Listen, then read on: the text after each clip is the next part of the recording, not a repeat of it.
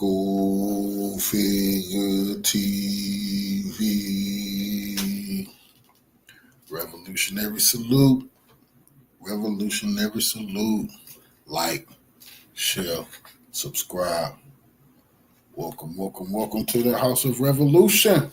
You know I'm your humble host, the Yao Mean of Revolution, and we got the World War III alert with the World War III chessboard.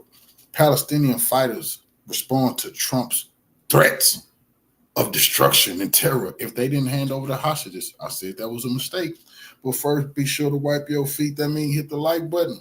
Like, share, subscribe, support the platform, y'all.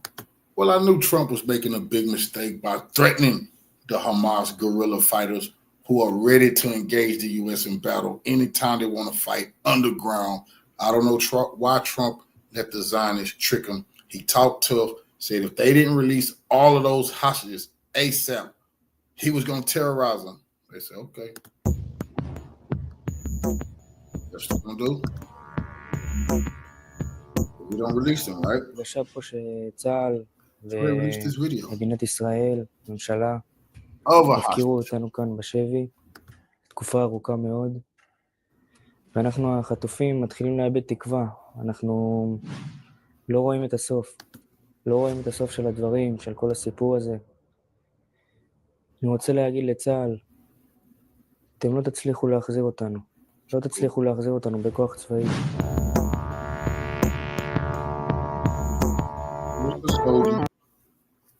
He's telling the Zionists in the U.S., you won't be bringing us back with force. Letting Trump know, what the hell are you talking about, man? These people won't be handing us over because you huffed and puffed and said you would blow their house down. So Trump done backed himself into a corner.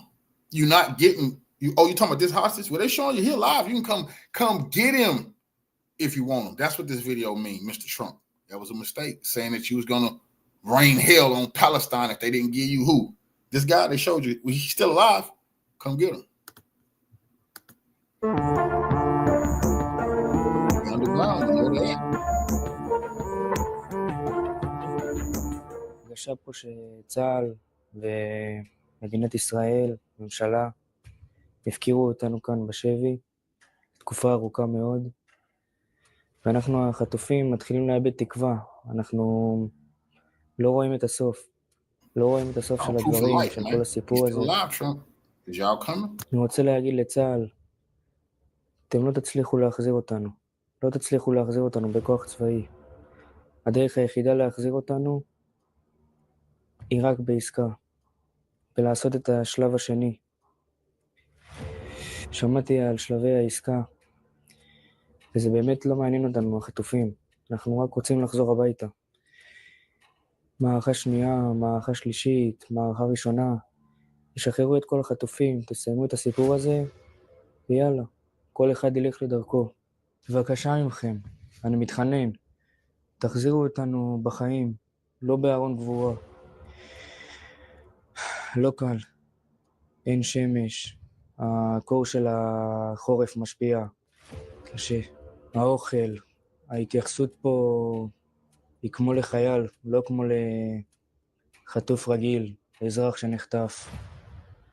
אני מבקש ממכם, האנשים שיצאו הביתה, אל תשאירו אותנו פה להירקב בשבי, תילחמו עלינו, אתם יודעים מה אנחנו עברנו פה, ועדיין עוברים. אני רוצה בהזדמנות הזאת לפנות לטראמפ, ולהגיד לך שאני מתחנן אליך, תחזיר את כל החטופים, אתה היחיד שיש לו כוח להשפיע על נתניהו ועל הממשלה, ובאמת, לדחוף לעסקה הזאת, תעשה כל מאמץ כדי להחזיר אותנו הביתה, כמה שיותר במהרה. אני רוצה לפנות לרמטכ"ל ולמפקדי צה"ל, המחויבות שלכם היא להחזיר אותנו הביתה, בריאים ושלמים. כמו שאנחנו נלחמנו על המדינה ב7 באוקטובר ועמדנו על המשמר, כך המדינה צריכה להחזיר אותנו ולעשות הכל כדי שנחזור. אמא שלי ענת, אבא שלי חגי, אחותי עדי, אח שלי אופיר ואח שלי רועי. אני רק מחכה שנייה שאני אחבק אתכם ואראה אתכם. אני בטוח שאתם נלחמים עליי ועושים הכל רק כדי שאני אחזור הביתה. ויש לי מסר לכל עם ישראל. אני רוצה לבקש מכל האנשים להפוך את הכבישים, לצאת לרחובות ולא לוותר עלינו.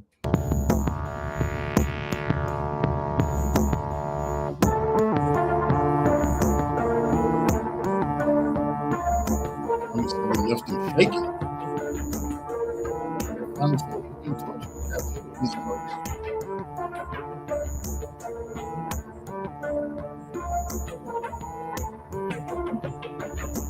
I need to rest in the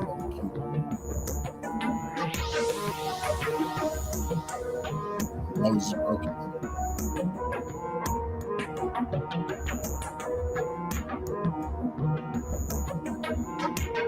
Oh, they pleading Donald Trump. Oh, Mr. Trump, what more proof do you need? Time is running out. Please don't talk so tough. Please don't threaten the Hamas fighters. They ain't giving a damn about your threats. They went in the guerrilla war underground. Oh, they still got my baby boy. He's alive. He's beaten. His nose is broken. Yes, his arm, he can't move that. He's a soldier. There's none of the innocent civilians was beaten. They came out healthy. Them was beaten. Not so much the soldiers.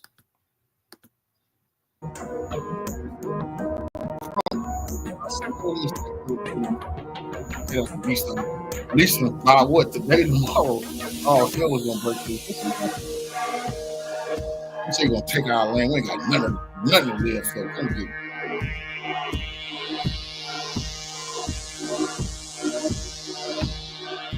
We just wanted to look at, we heard Trump threaten the Palestinians, which the Zionists is making him do, but they don't mind us getting humiliated with them. They've been humiliated. They don't mind the United States losing more soldiers like they did in Iraq, losing more of our economy because it takes trillions to fight in the Middle East. You think Ukraine, you spend money in Ukraine, go fight in the Middle East. Trillions. So this is about the global chess. This is about the World War III chessboard. Just when you think we're going to get some peace in Ukraine, that shit in Ukraine won't mean shit if they're going to take the battlefield to the Middle East. It's going to be the same people. So that don't mean nothing. You don't get no reprieve. You don't get to, now we can save a little money. Hell no. You're not going to get, at least we won't die of nuclear war. Oh, yes, you will. Right. But it'll be over the Middle East. Our first guest this evening is a good friend of the show. Dan Cohen is a journalist at Uncaptured News and a celebrated filmmaker. Dan, thanks for joining us this evening. Can I start with Gaza? The situation will quickly become absolutely critical again, now that there's no food, no water, no power, no medicine, no hospitals standing, and Israel has slammed shut the gates and begun killing people again. Will the Arab plan stop that?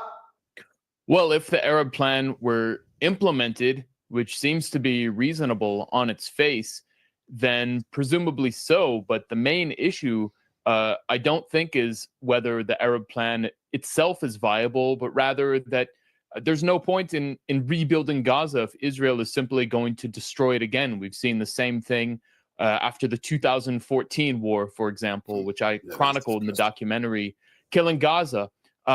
And there was a plan to rebuild Gaza, much of which did not materialize. And Israel destroyed Gaza again, and in the last year and a half has reduced it to a pile of rubble. So this is the real impediment to any kind of positive, hopeful outcome in the Gaza Strip.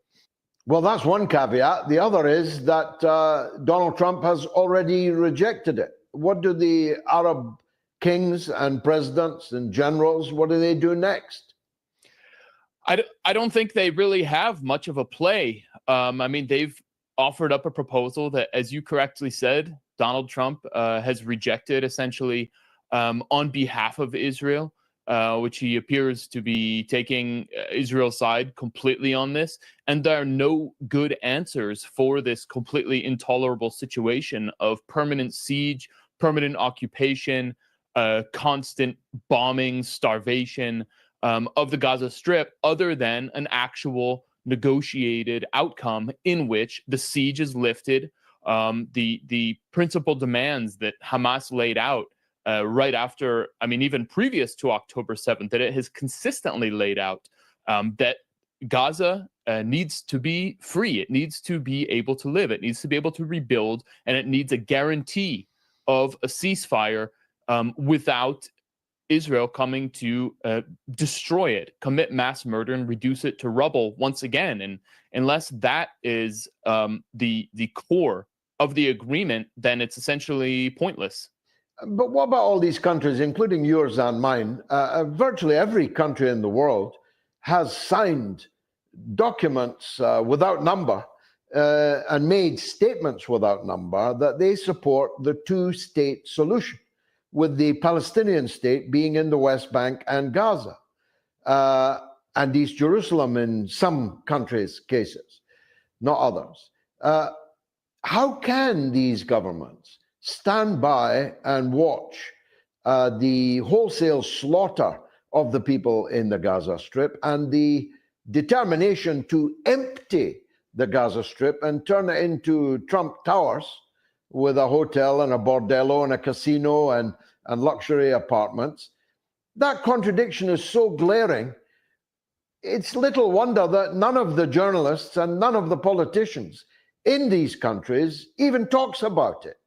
Well, it just shows the complete moral bankruptcy of the Western governments, not only the Western governments of the US, the UK, the European allies, but also the regional regimes of Jordan, of Egypt, of the UAE, of Saudi, of Qatar that have basically stood by as this slaughter has unfolded and have sought to normalize with Israel. And that was certainly the plan prior to October 7th with the Abraham Accords. And they basically see October 7th and the genocide that has followed as a roadblock to that. And so they want this to basically stop so they can normalize with Israel. So these are corrupt regimes that have never been elected and are essentially dictatorships that serve Western interests. There's really nothing positive you can say about them. I think the reason that they are worried by the situation in Gaza is the Israeli demand plan that's been endorsed basically by Trump to ethnically cleanse Gaza, which would destabilize not only Gaza, but also the occupied West Bank, that would destabilize them. Egypt cannot take in millions of Palestinian refugees without being destabilized, and the same for Jordan. So the survival of those regimes depends on this happening. But George, I presume you've seen the latest developments with Trump, the Trump administration holding talks with Hamas. I did. Israel's furious about it. Yes, I mean, to me, it's potentially a watershed moment. I mean, this is unprecedented that a U.S. administration is holding talks with Hamas, who they have, of course, the U.S. has sided with Israel and been completely deferential. In particular, the Biden administration was throughout this entire genocide and even going back before. So for the Trump administration to basically circumvent, to sidestep Netanyahu, signals to me that despite the rhetoric from Netanyahu about plans to occupy Gaza, to take Gaza, to turn it into some kind of Mediterranean Riviera, Trump recognizes that the impediment to peace is actually none other than not Hamas, but Benjamin Netanyahu. And Trump does not want a war with Iran. He certainly does not love Iran. But if he knows that if war resumes in the Gaza Strip, then that can easily escalate to a war with Iran. And a real war with Iran would completely wipe out the U.S. military presence in the Middle East, as well as particularly in the Gulf countries, in Qatar and UAE and Saudi, and would destroy the energy infrastructure, which would collapse the world market, the global economy. And so Trump is obviously not a fool. We can see what's happening with the negotiations with Russia regarding the Ukraine war, and I think he has basically pumped up Netanyahu in a way. But I mean, I've been thinking for months, and I've said this on other shows. I suspect that Trump's policy may be keep your friends close and your enemies closer. And he knows that Netanyahu, well, as when he posted the video of Jeffrey Sachs calling calling Netanyahu a deep dark son of a B word. I don't know if I can curse on air, but it's obvious there is daylight between Trump and Netanyahu, and this is very important. That's a ray of hope. And another is that Russia has begun acting as a kind of mediator between the US and Iran. The Kremlin confirmed today that they had spoken to the United States about the Iran file and that they would be speaking to Iran about it. That would be a cute solution, wouldn't it? If the new warmer US-Russian relations in turn led to a negotiation where everybody got something, that is the art of the deal after all, on the Iran nuclear file. Absolutely. That would be a positive outcome. Diplomacy, negotiations are always better than war, than killing, than death. And we've seen so much of that. I think one of the things that we need to watch for going forward, or even one of the questions, is how did Barak Ravid, the Axios correspondent, who is very close with the Israeli intelligence and Israeli government, how did he find out that the Trump administration is negotiating secretly with Hamas? How did he find that out? Why was that leaked to him? And so I think there are major questions about what Israel is doing to potentially sabotage any negotiations between the Trump administration and Hamas in order to return to war. But what efforts may there be from Israel to sabotage any other efforts, any other negotiations going forward? So I think, watching what just happened last week with Zelensky's visit to the White House and his attempt to basically to embarrass Donald Trump and the spectacular failure that accomplished, Benjamin Netanyahu and the Israeli government have to be a bit uncomfortable and sweating in their suits as they wonder if Trump is going to force a ceasefire, and what would be the political fallout, a long-term ceasefire, I should say. What would be the long-term fallout in Israel as they basically swallow a bitter pill forced on by their closest ally, the man that they have said is the greatest friend Israel has ever had, Donald Trump. Especially if there turned out to be a Jonathan Pollard somewhere within the State Department or the Department of Defense, who had actually not leaked but spied on the Trump administration and revealed this news to a tame Israeli journalist. Precisely. That is a strong possibility. We know there is a long history of Israeli spying on U.S. governments and presidential administrations, planting of bugs so they can listen in on sensitive conversations. And if I recall the story exactly, I think there was an Israeli spy one time hiding in a bathroom in the White House who fell out of the ceiling, and I think this was during the Clinton administration, and it was a shocking moment. So you really have to wonder what methods will the Israeli government and assets it has here in Washington carry out in order to sabotage any kind of possible negotiations to see not only ceasefire, but to see captives released, both American citizens and, of course, Israeli citizens. Finally, let's talk about Trump. He looked like a man absolutely in command to me last night. Of course, the Democrats are sitting on their hands and acting like churls. The Democratic Party has morphed into the ultra-war party and is busily denouncing Agent, I don't know what the name was. They came up with a name, Agent somebody, Karimov or someone like that. They're back on the Russia charge. But Trump really dealt with them all contemptuously, I mean, effortlessly. He looked like a man in total command of the American political scene to me last night. Is that how it looks to you? They're moving at warp speed. What do you think of the show so far? Yeah, I completely agree with your assessment there. Watching the speech Trump gave in the Congress, I mean, it was remarkable to see. He chastised the Democratic Party for refusing to applaud for anything he would ever do. And in particular, the most revealing part, I think, was when he spoke about the need for peace between Ukraine and Russia. And the Democrats, as the premier war party, not that the Republicans are so much better, but it is complete ideological uniformity in the Democratic Party.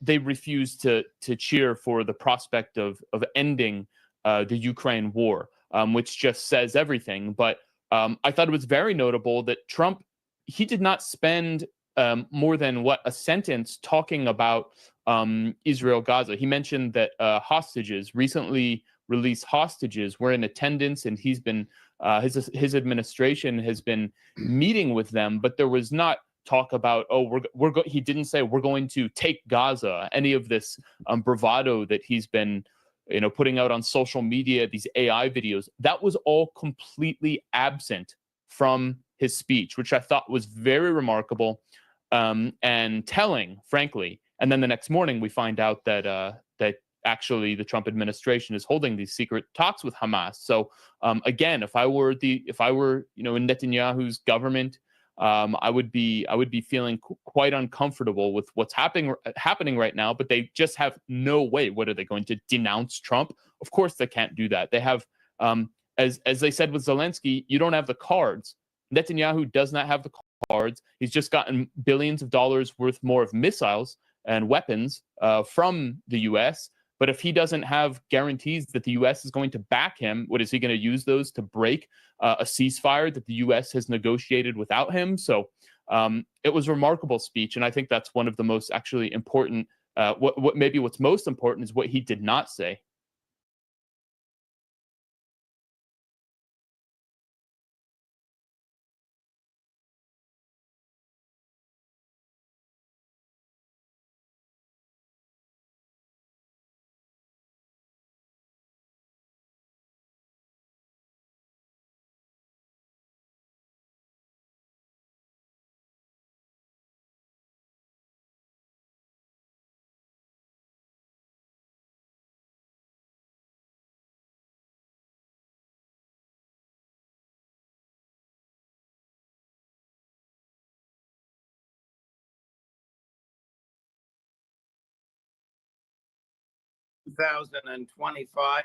We are coming to you live from Moscow, Russia, where Larry Johnson and I are guests on a trip about which we'll speak for a minute. Our dear friend and colleague, who should be here with us because, as you all know, he is utterly fluent in Russian, Ray McGovern, is at home, but he joins us now. This is the end of the day, the end of the week. It's not quite the end of the day in the East Coast. It is here in Moscow.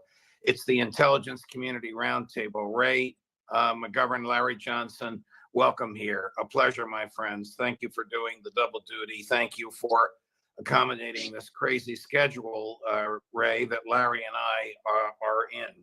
So, Larry, what are we doing here? Hey, we're here to make friends, not war.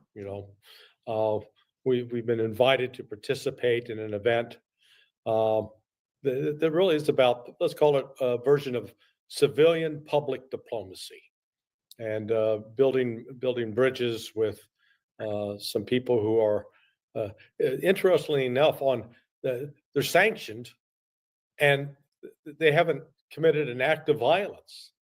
They haven't done a single thing to the United States.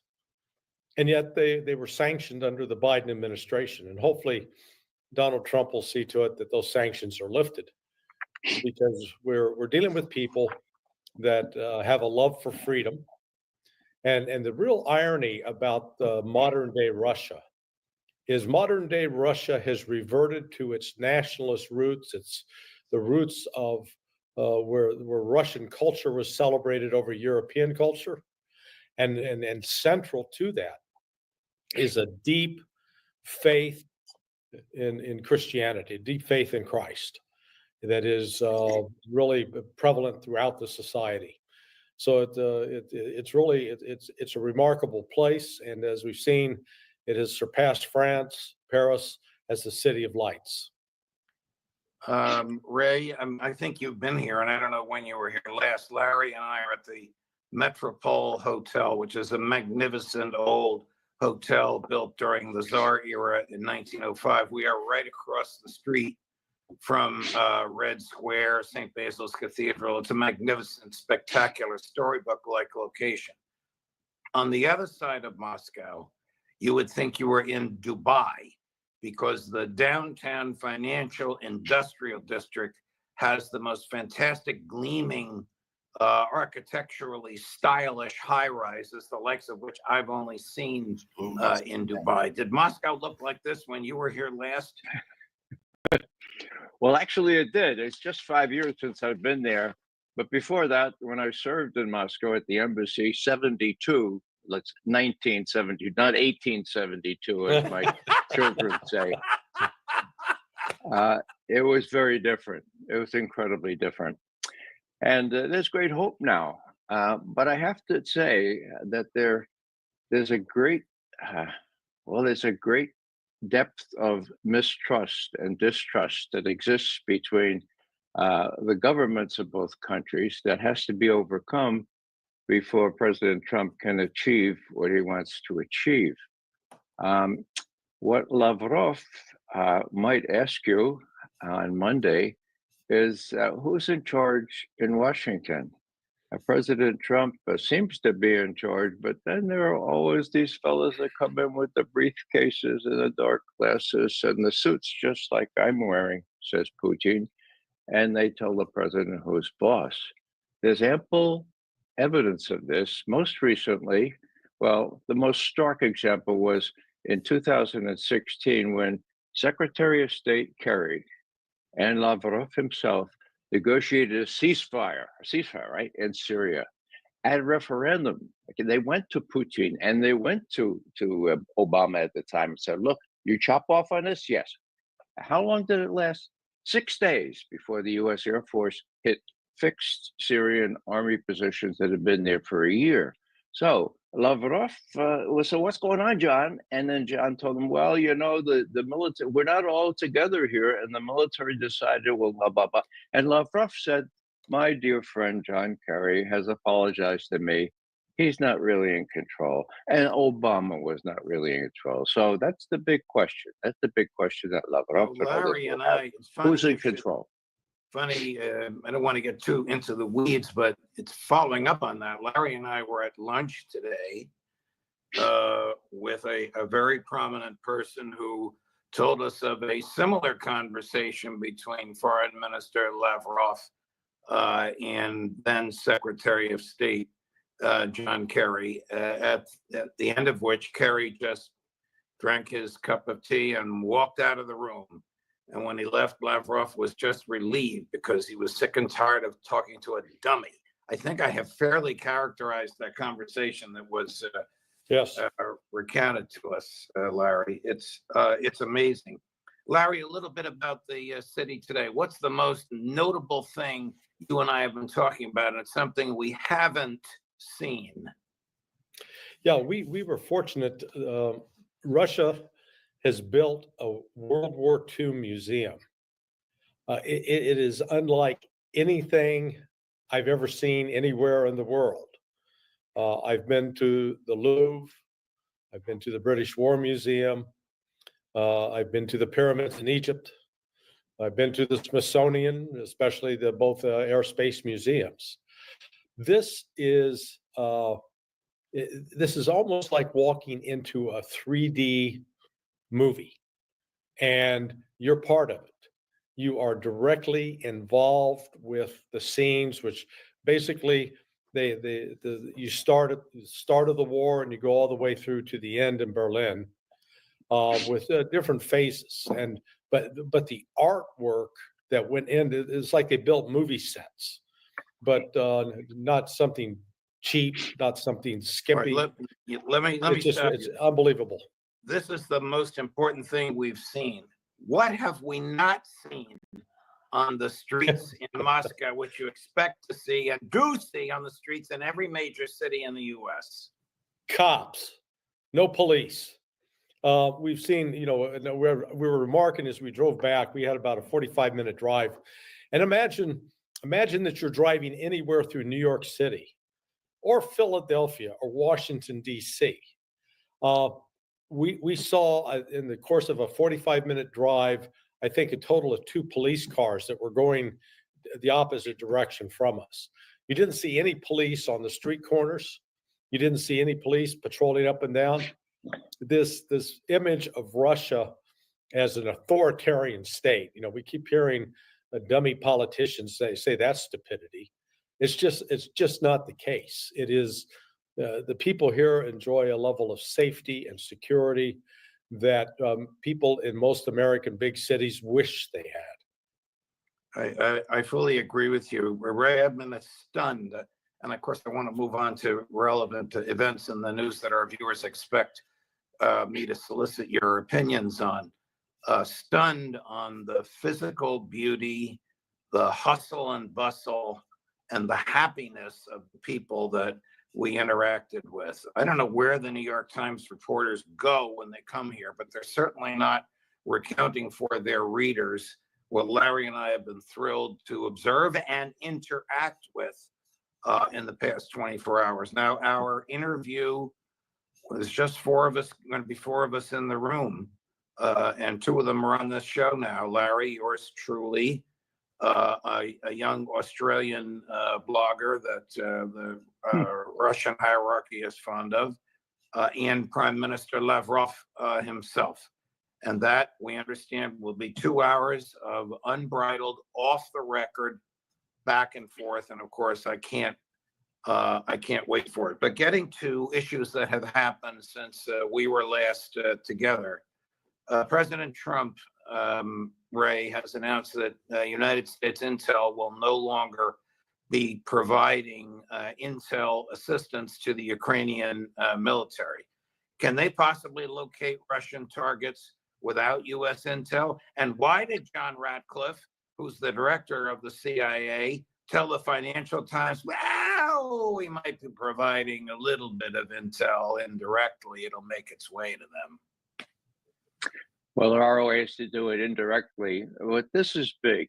This is very big. When the president said we're not going to give them the stuff we used to give them, then they cannot. They just simply cannot fire their missilery into Russia proper. And that's big. And then there's the cutoff of military aid.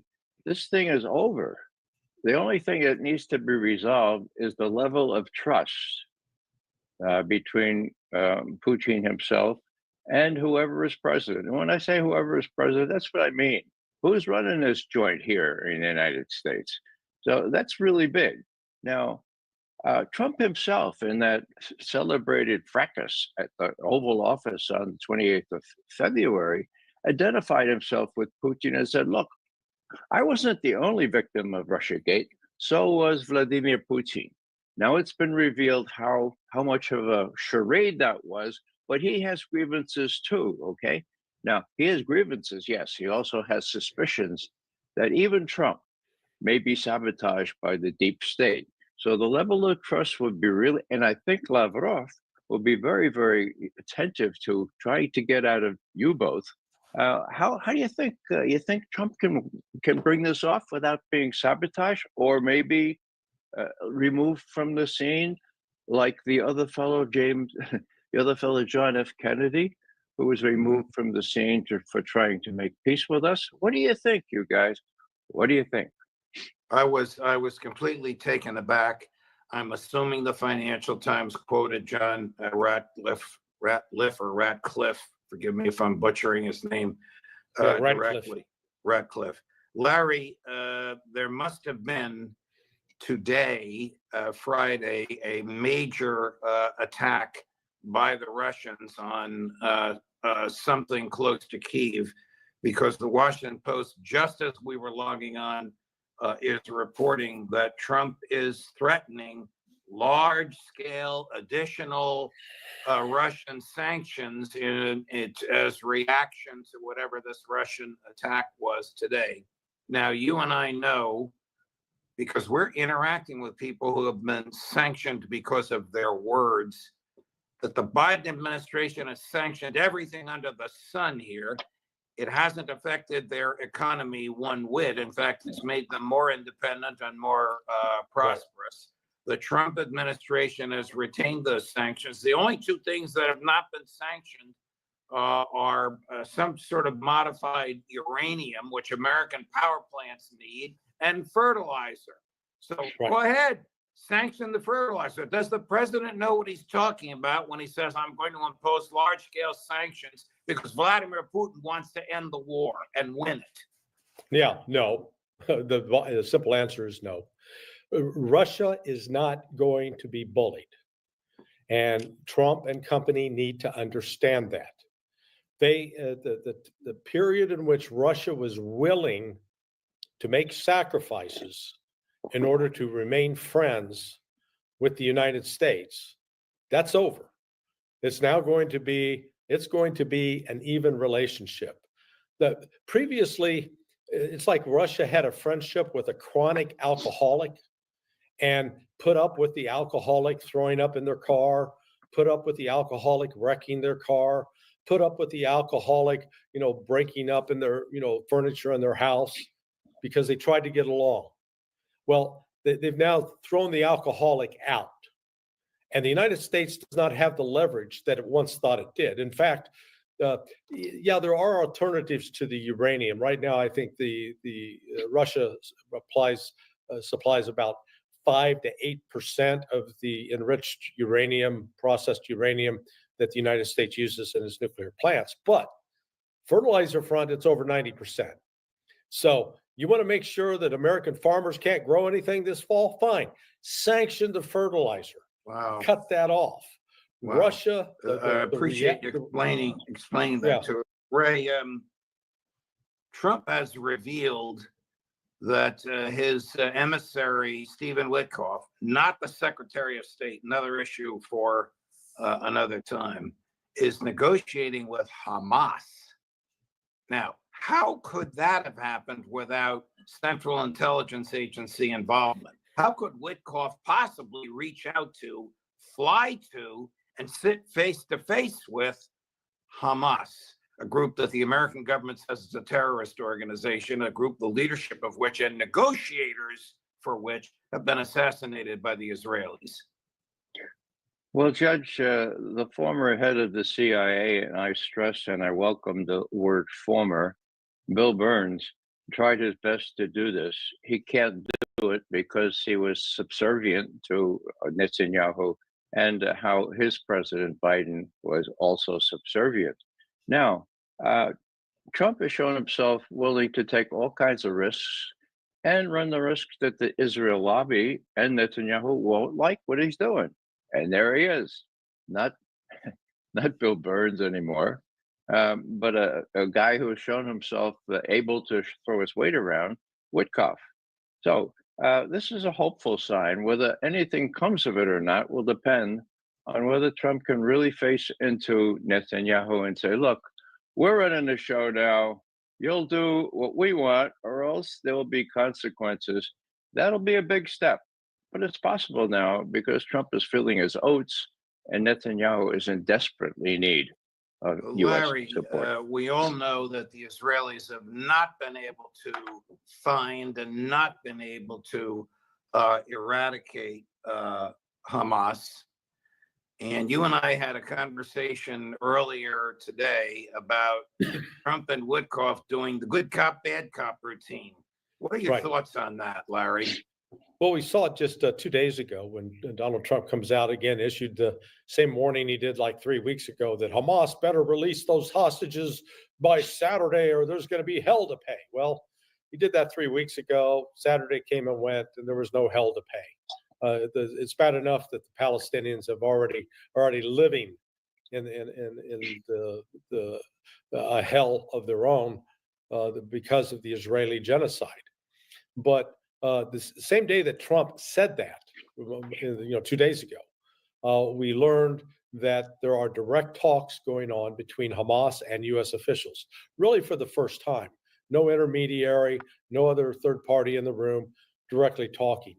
And I think Trump did his, we're going to, blow you to hell speech as a way to distract attention from the fact that they're actually talking to Hamas, and they might actually be working towards getting a real deal done. Is this another put down to Netanyahu by Trump, Ray, that he would say, hey, Bibi, stay home. Witkoff will deal with Hamas. It is. I could just hear him say it that way. No, it clearly is. I mean, was Netanyahu consulted about this beforehand? I don't know. But if not, this is a big step by Trump going around behind his back. Trump is interested, as I understand it, in the U.S. hostages that are left there getting free, So is it possible that this is a new game vis-a-vis Netanyahu himself? Well, yeah, it is. And will this worry Netanyahu and maybe think twice about inciting a war elsewhere, like with Iran? It will. I'd like to get back to what you saw in the city of Moscow. I've Sure. been there and seen that kind of new scene. I woke up this morning to Rachmaninoff, okay? And I couldn't get out of my mind Obama's calling Russia just a glorified gas station posing as a country. And so my recipe for this is more of this citizen to citizen diplomacy needs to take place, because even the people writing for the New York Times, if they stay at the Metropole, if they look at Red Square, if they get around in Russia, they're going to see a different Russia than the ones that have been forced to write about. And that's big. I want to play a clip from the Canadian foreign minister. I didn't know that she prefers to speak French, but there is a translator. It's a very, very interesting observation, and it's a subject matter that the three of us have not covered as a group, and that is tariffs.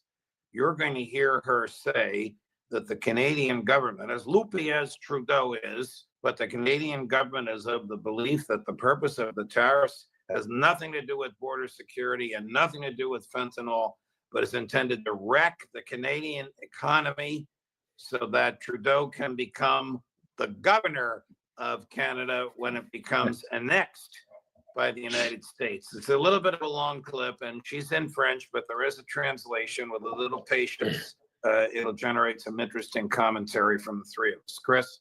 Trump and Trudeau spoke, and you spoke with your counterpart as well. So once again, what do you think that he's calling Trudeau again, Governor Trudeau? And now they're referring to each other with their first names. So we understand that these are difficult conversations. Les conversations sont constructives, mais il y a The conversations are constructive, des émotions liées au fait qu'elles sont but of course, ces tarifs-là sont complètement injustifiés. we have to remain without emotion. These are unjustified tariffs. Canada is seeking to reject the imposition of these tariffs, and we know that these are not necessarily related to border issues.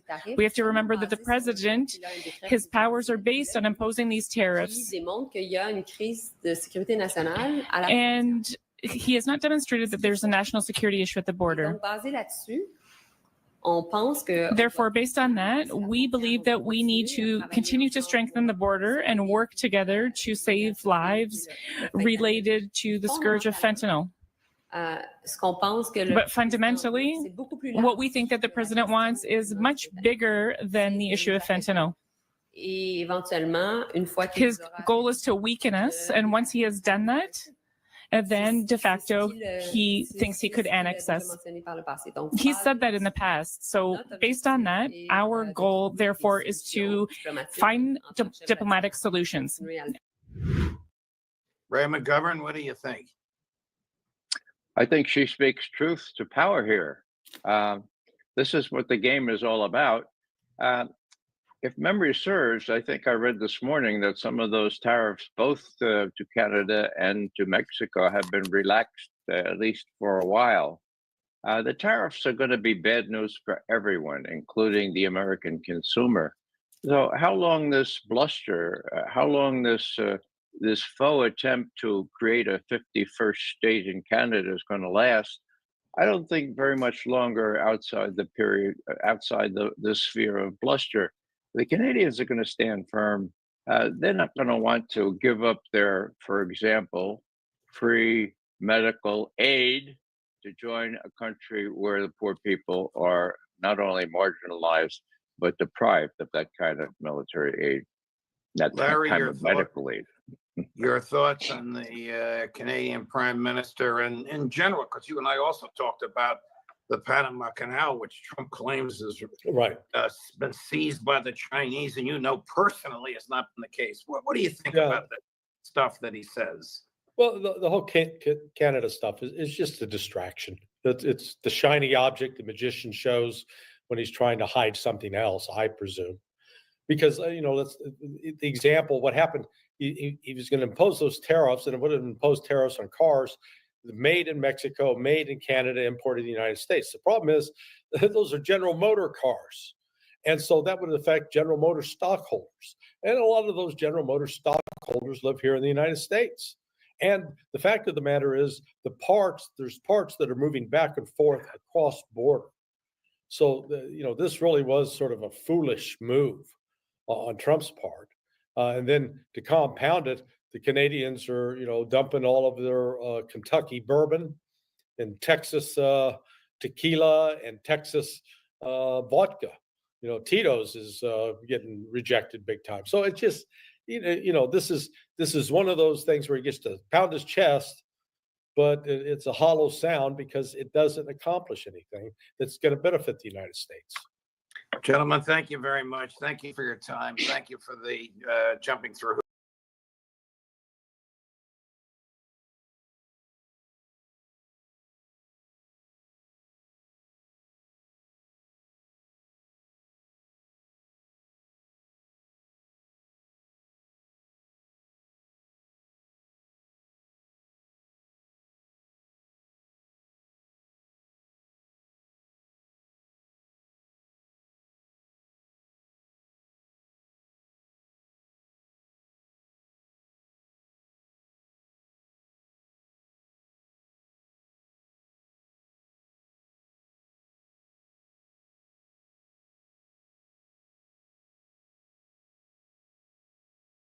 Feel like it's either the calm before the storm or we are simply in the eye of the storm when it comes to West Asia, Professor Morandi.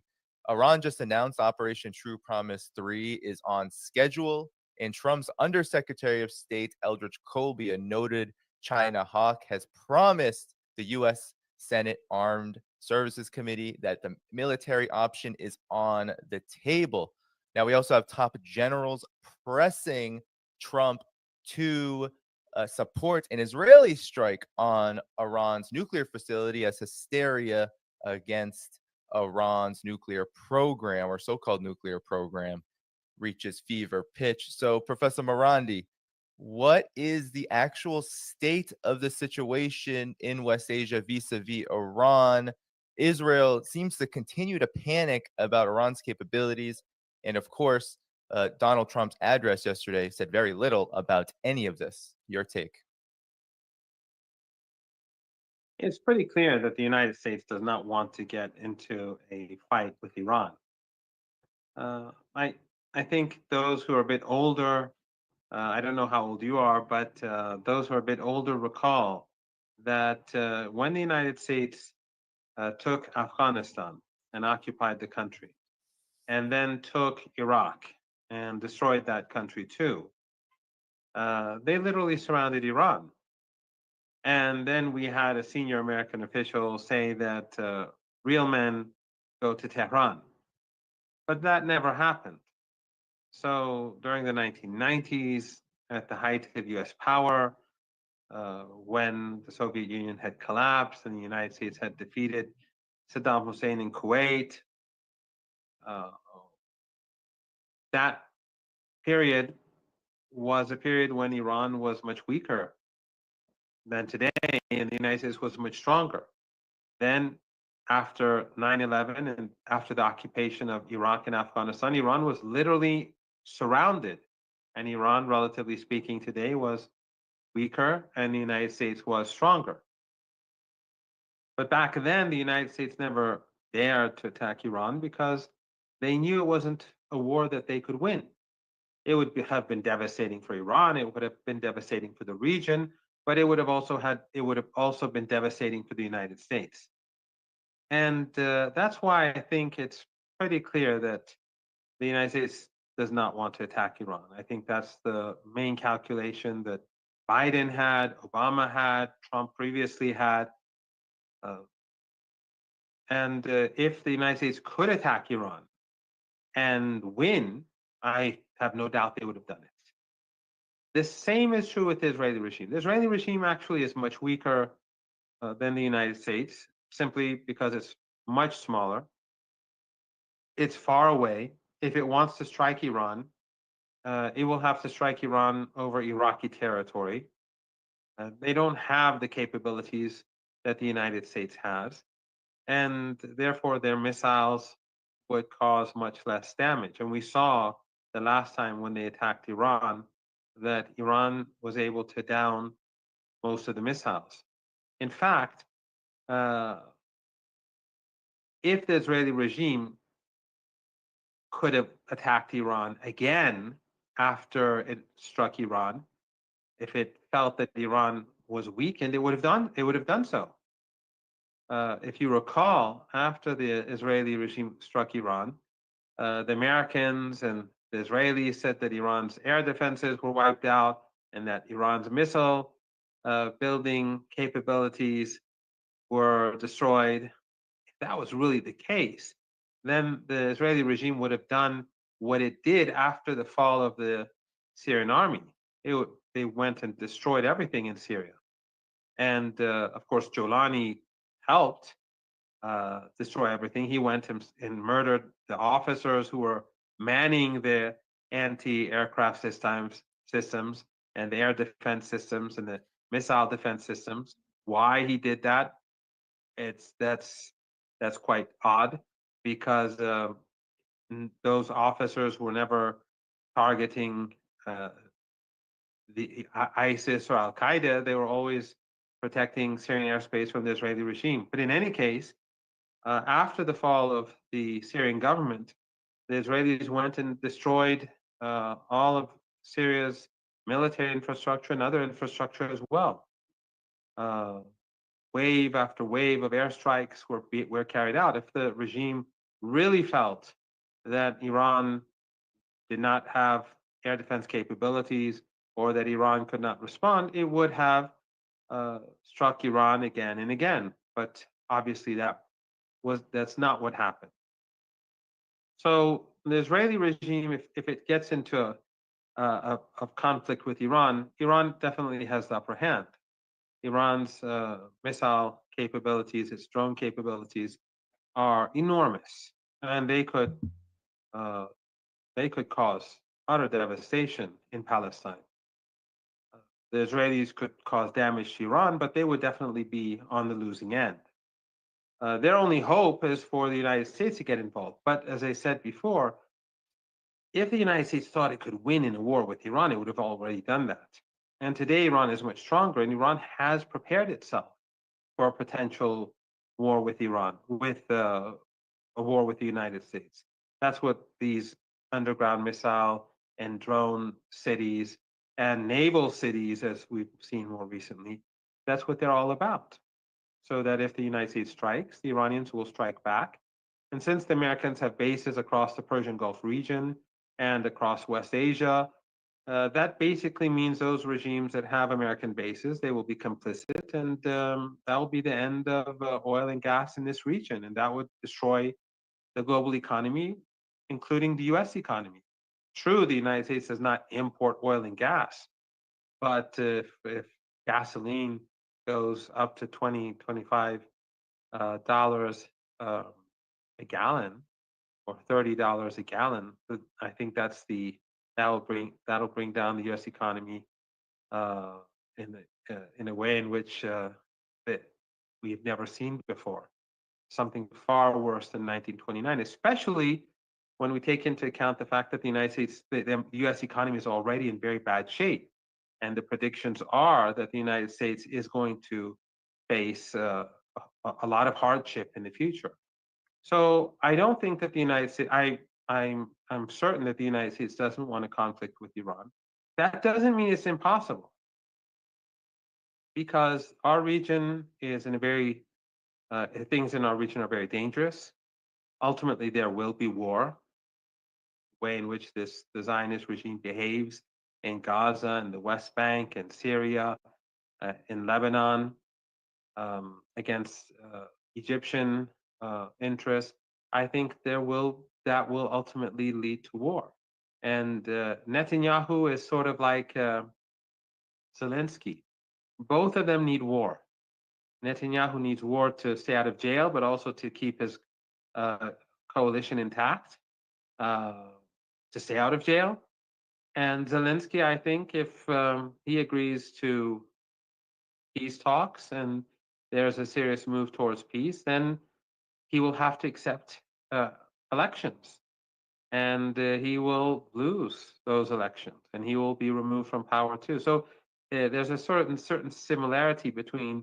Well, there are many similarities actually between what's going on in Ukraine and what's going on in West Asia. But there is a possibility that there is a strong possibility that we will see war in the not so distant future. But I think ultimately, sooner or later, there will be war. Yes, and it's interesting, Professor Morandi, because as you made that comparison, Donald Trump has frozen all aid to Ukraine, but he has not frozen any military aid to Israel. In fact, Marco Rubio has just pushed what so-called weapons restrictions Biden put into place on Israel, has pushed them, has actually sped them up, accelerated them. But I wanted to ask you, Professor Morandi, about Operation True Promise 3, because as Israel has been sounding the alarm and screaming about how they need to hit Iran's nuclear facilities if Iran is going to be prevented from creating nuclear weapons, we also have a lot of anger by the Zionist regime about how Trump didn't say anything about Iran and barely anything about Israel other than some kind of a very circumstantial reference. But I wanted to ask you about what is the play here for Iran with Operation True Promise 3. A commander of the IRGC, Ali Fazli, said that it's on schedule. How is Iran, in your estimation, calculating when to do this operation and what its significance could and should be? I don't know what goes on in Trump's mind. I don't think anyone really does. I'm not quite sure Trump knows what he's doing or knows what he's going to be doing the next day. But I think that I didn't expect him to say anything in his speech last night, and the reason was because of what I explained earlier, that Trump knows that a war with Iran or an attack on Iran itself would have huge consequences, and it would be the end of his presidency. It would bring down the U.S. economy. Iran will not hold back, and the Iranian foreign minister, the head of the guards, all of them have explained that if there's a strike on Iran, the response will be devastating. It will be enormous. It will be beyond really anything we can comprehend, because if the price of oil goes through the roof, if the price of natural gas goes through the roof, then that will cause factories to stop. That will cause supply chains to be completely disrupted. That will cause the whole global economy to suddenly collapse. And then imagine what happens afterwards. People moving, people will be on the move. The sheer number of refugees that we see today moving will be, I think, a trickle in comparison.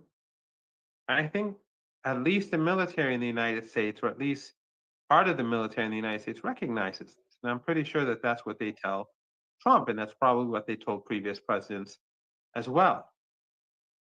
So I wasn't expecting him to say anything last night. Of course, there is a possibility, it's Trump, that in future he may start making foolish comments or start taking foolish acts. Nothing is impossible, but Iran has prepared itself for that day.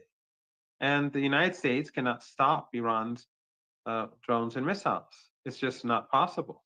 That will be the end of oil and gas trade in this region, and the whole of West Asia and the Caucasus. And when the United States cannot defeat Ansarullah in Yemen, then I think it's clear that Iran, which is infinitely more powerful, is not a country that can be defeated. So I think probably Trump didn't talk about Iran because Trump wants to focus on the United States. After all, the United States has been defeated in Ukraine. There's no doubt about it. I mean, some people say that Ukraine lost, and of course, and Europe lost, of course, big time, but that the United States won. I don't see it that way. I think that the Russians won, although they paid a heavy price, but the Americans lost. Compared to the Europeans, the Americans, yes, they did far better. Some European businesses moved to the United States. The United States disrupted European and Russian relations and created a greater dependency on the United States. That's true. But the United States has been hurt. The sanctions have hurt the United States when Afghanistan, the occupation of Afghanistan costed the United States, there are different numbers, but I think $2 trillion at least. And then Iraq and Afghanistan together, $8-9 trillion. Then imagine the war in Ukraine, which was far more intense, far more deadly. Imagine how much that has cost. It's not just the direct costs. It's not just the weapons.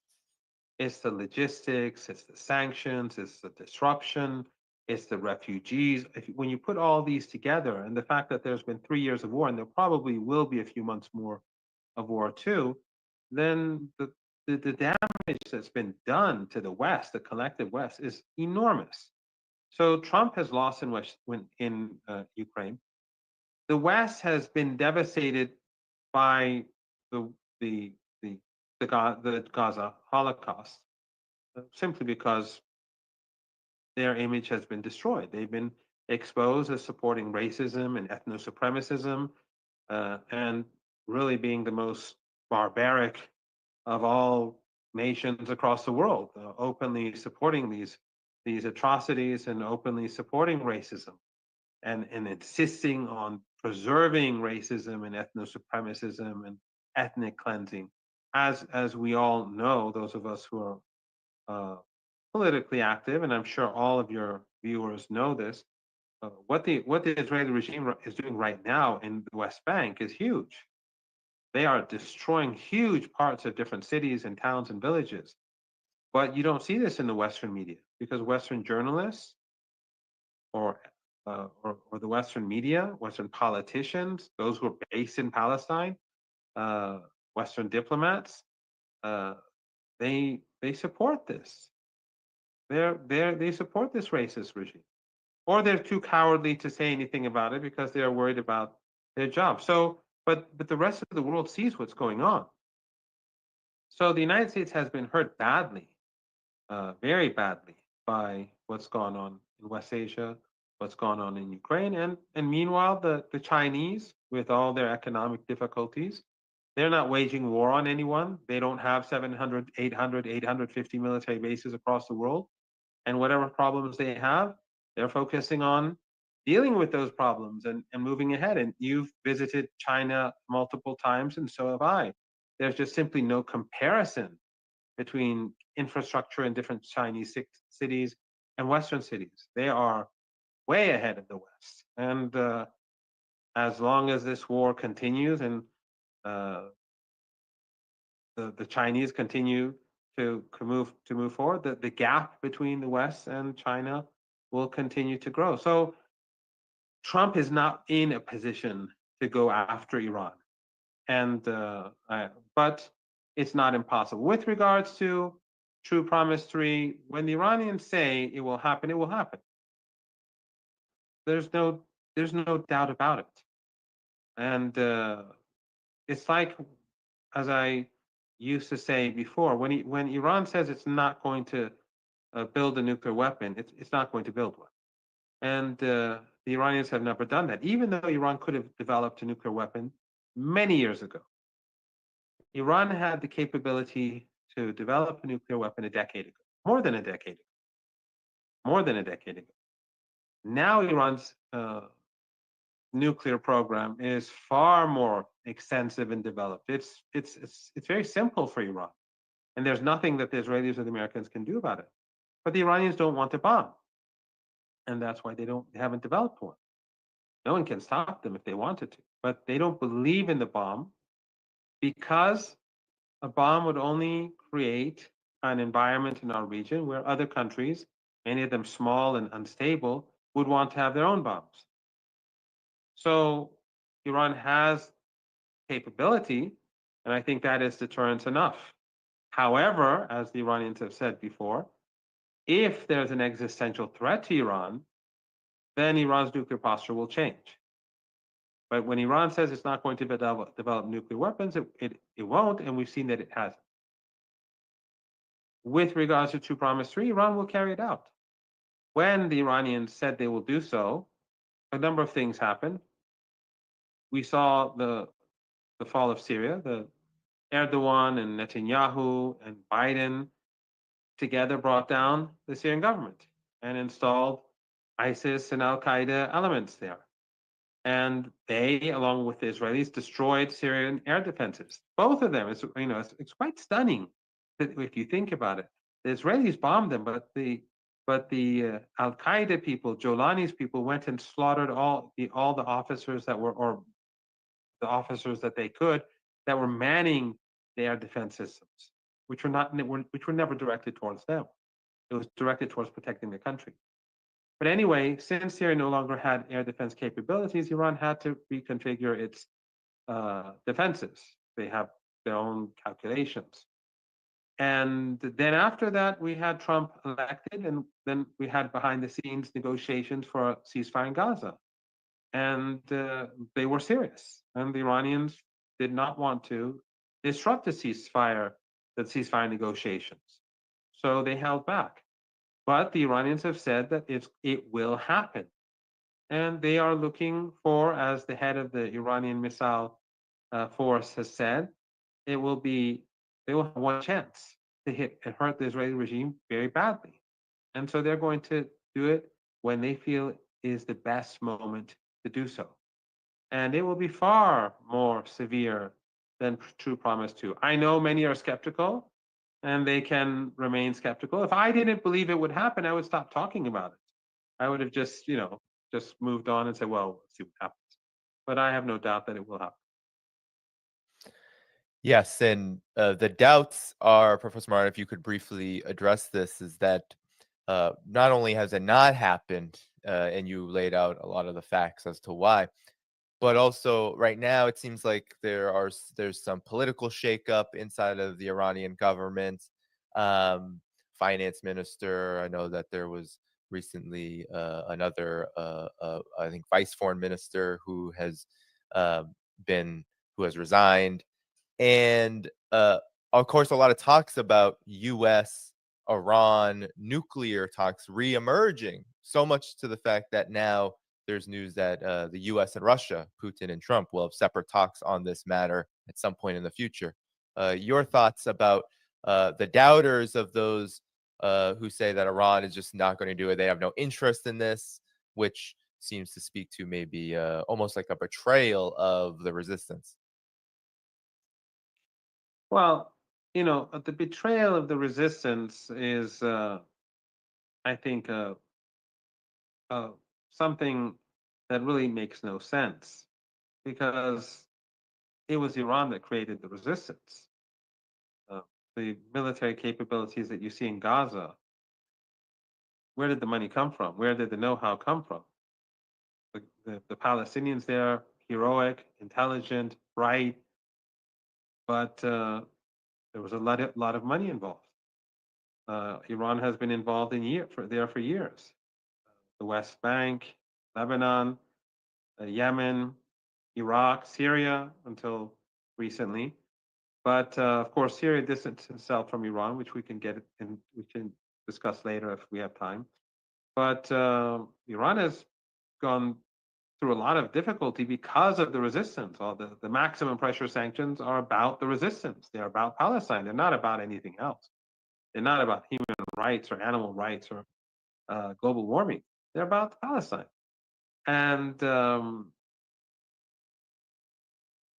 Iran, it costs money and resources for Iran to support the resistance. So, we should be looking at other countries that have done absolutely nothing. Countries that have just carried out business as usual throughout the genocide. Turkey, the government has continued to transport oil to literally fuel the genocide and also to replace some of the goods that used to come through the Red Sea. And after Ansarullah and the Yemeni armed forces blocked the Red Sea, a lot of those goods came from Turkish ports. Jordan helped the Israelis a lot, and their borders were open for business. Egyptian ports were being used to transport goods from one ship to another. So they would take their ships would go through the Red Sea and then go to Egyptian ports and then transport the goods to other ships and then take them to Palestine. And the UAE, Morocco, the list goes on. So I don't think that anyone can complain about Iran's role in the resistance because the burden is on the shoulders of the Iranians and their allies, and they're standing up against literally the same countries that I named, but also the collective West, 40-some countries, and then you have to add Japan and Korea and Taiwan, oops, not necessarily a country, but still, all of these are behind the Israeli regime. They're either supporting it, or they are complicit, or they're indifferent. So it's not a fair assessment for anyone to say that about Iran. Iran has made enormous sacrifices for Palestine, and those who don't want to do anything, they're the ones who basically create these narratives against Iran. They use sectarianism, they use racism, they fabricate stories. A lot of oil money and gas money is used in order to discredit Iran, because if they can discredit Iran, then these different regimes and these different people who do nothing, if they can discredit Iran, then they are less criticized. But if people see Iran as supporting Palestine, if they see Hezbollah, I mean, Hezbollah is extraordinary. The sacrifices that they made, the Palestinians were fighting for their lives, but Hezbollah and the resistance in Lebanon sacrificed themselves, their children, their husbands, for another people, for the Palestinian people, to draw this fascist regime, its troops away from Gaza, to help the children of Palestine survive. And the collective West was stabbing Hezbollah in the back. In Beirut, they were conspiring against Hezbollah. All these Western embassies, all these NGOs, USAID, NED, all of these, the amount of money that goes into Lebanon, when you look at the population, is probably more than any other country in the world. And so the Americans and the Europeans, the whole time they were stabbing, and Erdogan was stabbing Hezbollah in the back, and ISIS and Al Qaeda were being used against Hezbollah, but they fought and they made huge sacrifices, and they held the regime back. And even when they had a ceasefire, it was only a ceasefire, a temporary, a 60-day ceasefire. The Israelis had to keep their troops on the border; they couldn't withdraw from the border. And then, of course, we had Erdogan take that as an opportunity, along with the Israelis and Americans, to destroy Syria and to make the situation more difficult for Hezbollah. But people would like to discredit Hezbollah, but they made the greatest sacrifices in this war, I think, because it was done voluntarily, or Ansarullah. So those who try to discredit the different parts of the axis of resistance, I think it's basically because they want to legitimize Erdogan's acts, the behavior of regimes across the region, and of course the West. But there's just simply no comparison between the axis of resistance and anyone else. But you know, as I said on multiple occasions, on many occasions, that the Iranians, True Promise 3, I mean, it's what I say is not based on inside information. It's based on my understanding of Iran and Iranian politics. True Promise 3 has nothing to do with internal Iranian politics. Maybe, I mean, at times, definitely, politics may change when it's carried out or how it's carried out. It may have an impact on the calculations in how to carry it out or when to carry it out, but the operation itself is not going to be impacted by Iranian internal politics. And something that I should add is that what we saw over the last couple of days has been misunderstood outside of Iran. There was a minister, the Minister of Economy, who Parliament dismissed. He faced a vote of no confidence, and he didn't get the vote, so they removed him. And it was because the parliamentarians felt that he mismanaged the economy. He is one minister of many. But then, almost on the same day, literally, the vice president, one of the vice presidents, because the president has one first vice president and many other vice presidents.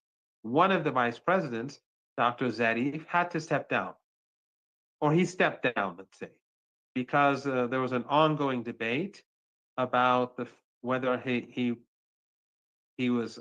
position was legal, because his children were born in the United States and they had American citizenship. And there's a relatively new Iranian law, I think passed 3 years ago, that those who have children who are born in the United States or who are born, I think, abroad or whatever, or that they cannot have high-ranking positions.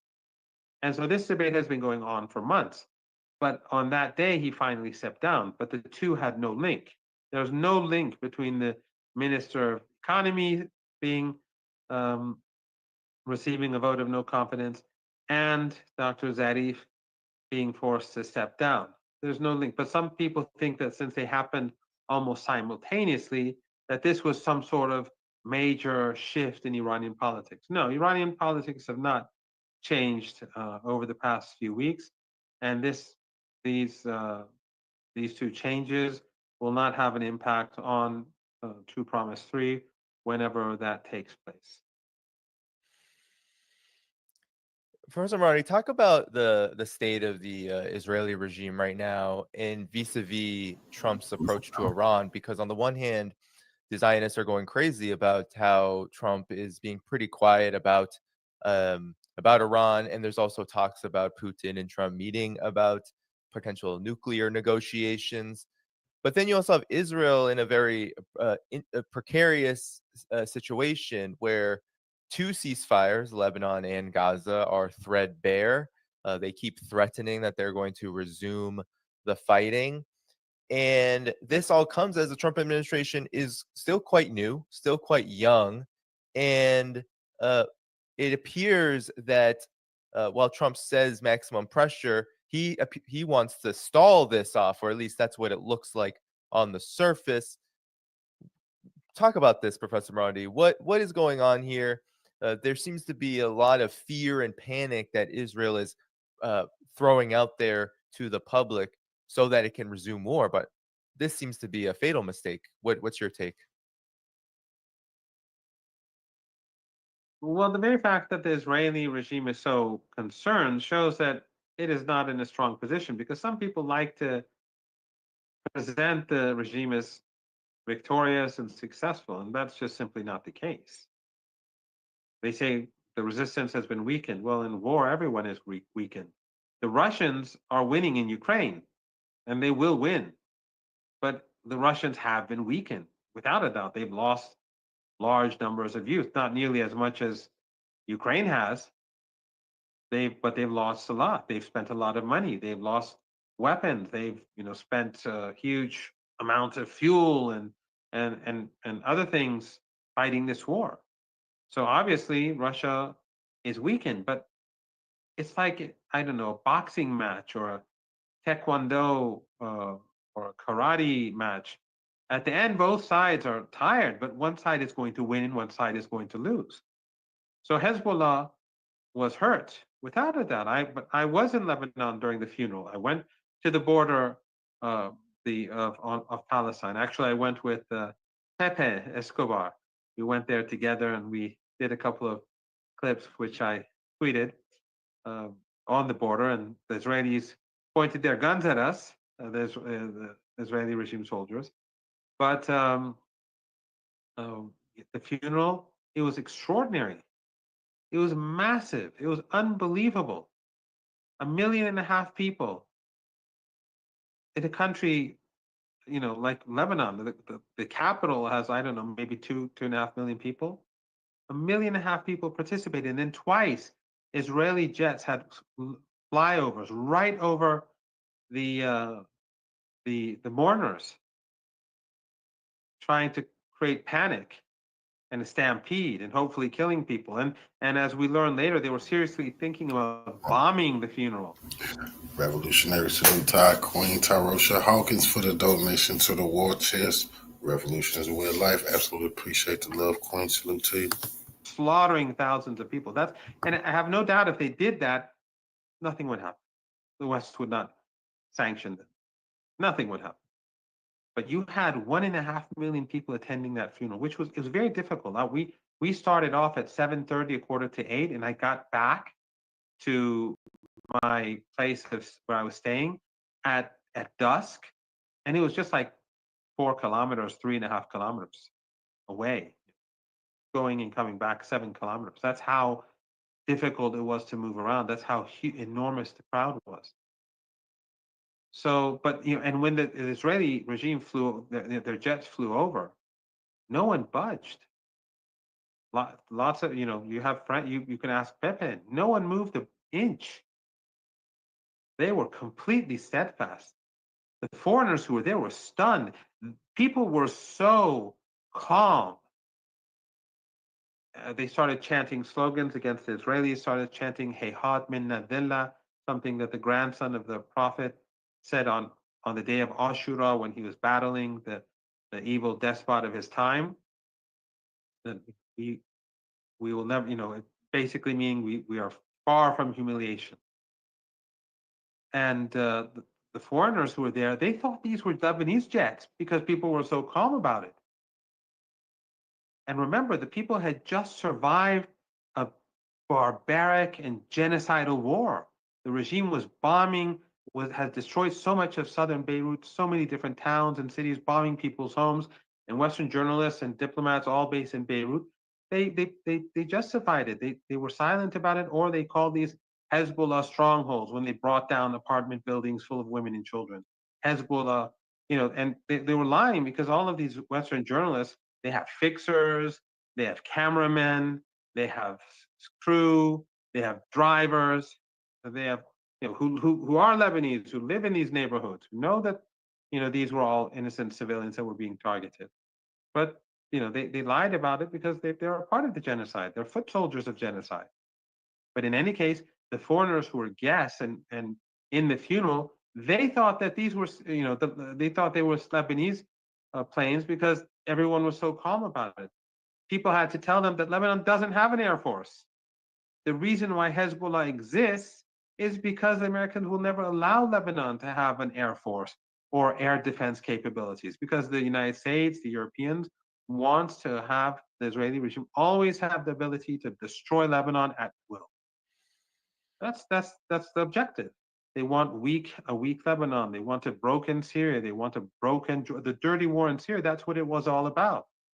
But they fooled many people in the West through sectarian propaganda or through anti-Iranian propaganda that these were freedom fighters, but now we all know. We saw from Tulsi Gabbard in front of senators saying what we've been saying for over a decade, that this was a CIA war. This was a U.S. a war carried out, a dirty war carried out by the U.S. regime, Timber Sycamore, and that ISIS and Al Qaeda were being supported. She alluded to the false flag operations with regards to chemical weapons, all the things that we've been saying for so many years. It's all coming out. People are waking up. People are waking up to the reality. So they wanted a broken Syria, and they got it. In that respect, they succeeded. Although I don't think in the long run they will succeed in Syria. I don't think that NATO and these regimes that help destroy Syria and kill hundreds of thousands of people, they will succeed. Because now that Al Qaeda has come to power and they're slaughtering people, and the situation in Syria is getting worse, and they're mismanaging the situation, and they're treating people horribly. Those who still remain, whose eyes are still closed, they're going to have to force to open their eyes, unless they want to keep their eyes closed. Salute to Blockbuster for becoming a member of the House of Revolution. Revolution is real life. Appreciate you getting your membership, family. Salute to you, helping us keep the lights on. Forever. So the truth has come out, but the Americans and the Europeans would never let the Lebanese army have air defenses. In fact, when the Israeli regime carried out those flyovers, the Lebanese government never complained. And over the last few days, they murdered a few Lebanese citizens. The Lebanese government hasn't even filed a complaint. That's how weak and how much, and it shows how much control the West has over the government in Lebanon. So, but in any case, the point is that Hezbollah, under these circumstances, held the regime back, and they fought for the sake of the Palestinian people. And ultimately, and while they've been wounded, while Hezbollah has been hurt, but when we saw the funeral, I think the funeral shows that the resistance is alive and well, that it is popular, that it is still more than capable of holding the Israeli regime back. So Israel is in trouble. They've been defeated by Hezbollah. They've been defeated by Hamas. Same story in Gaza. Yes, of course, they've slaughtered maybe a couple of 100,000 people in Gaza through starvation, and people under the rubble. We'll never know how many people died, but they lost. They've been defeated. The Israeli regime has been defeated militarily. And so when the Israeli regime is so, and of course in the Red Sea, the same thing, the Americans lost to Ansarallah. So when the Israeli regime is so worried about Iran, it shows that it's not in a strong position. It shows that it exposes itself to be weak.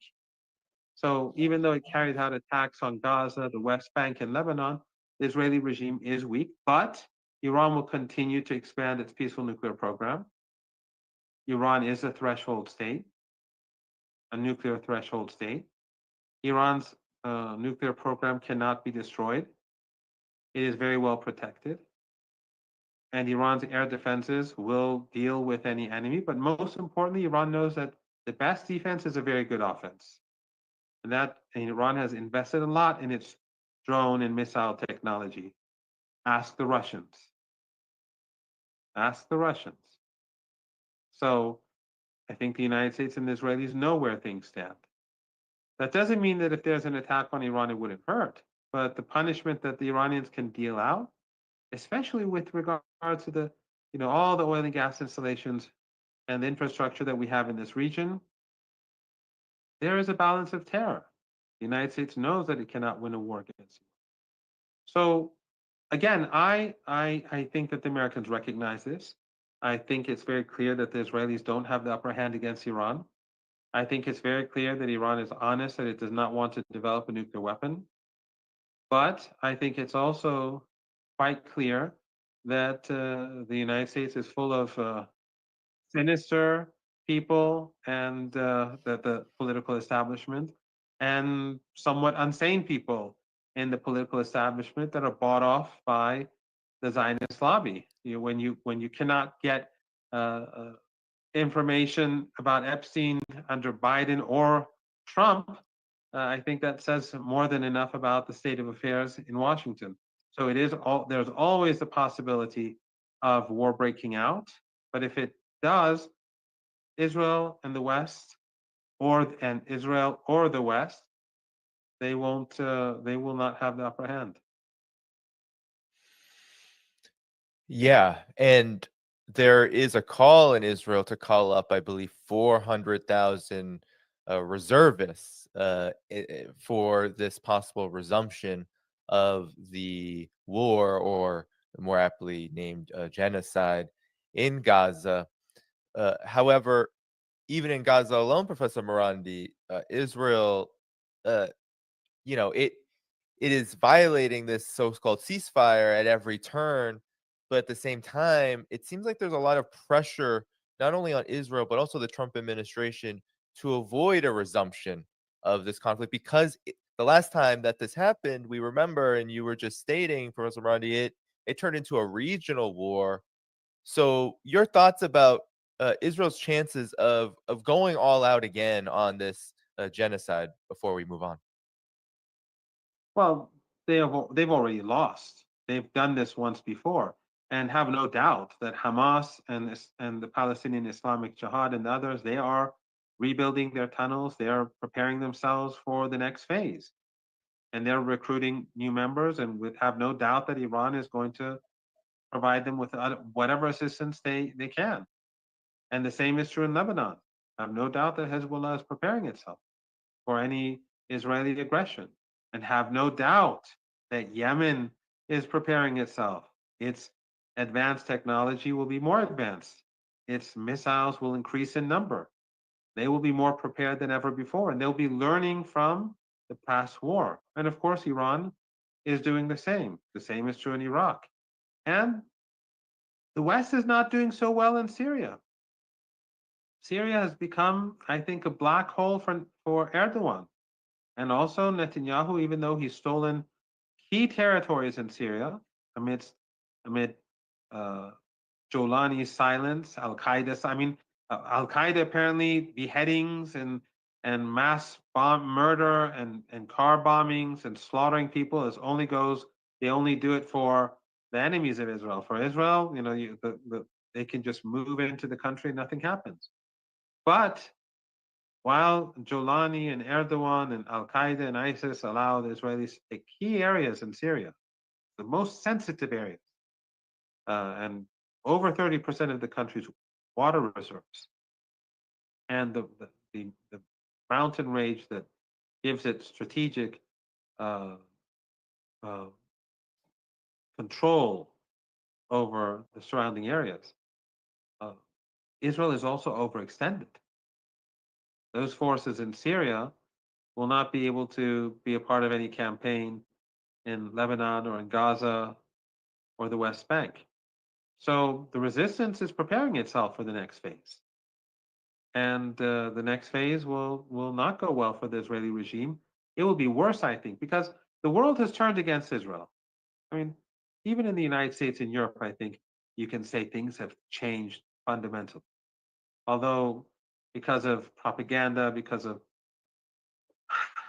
this cult that wants to tell people, Christian Zionists, that are apparently telling us that Christ supports genocide.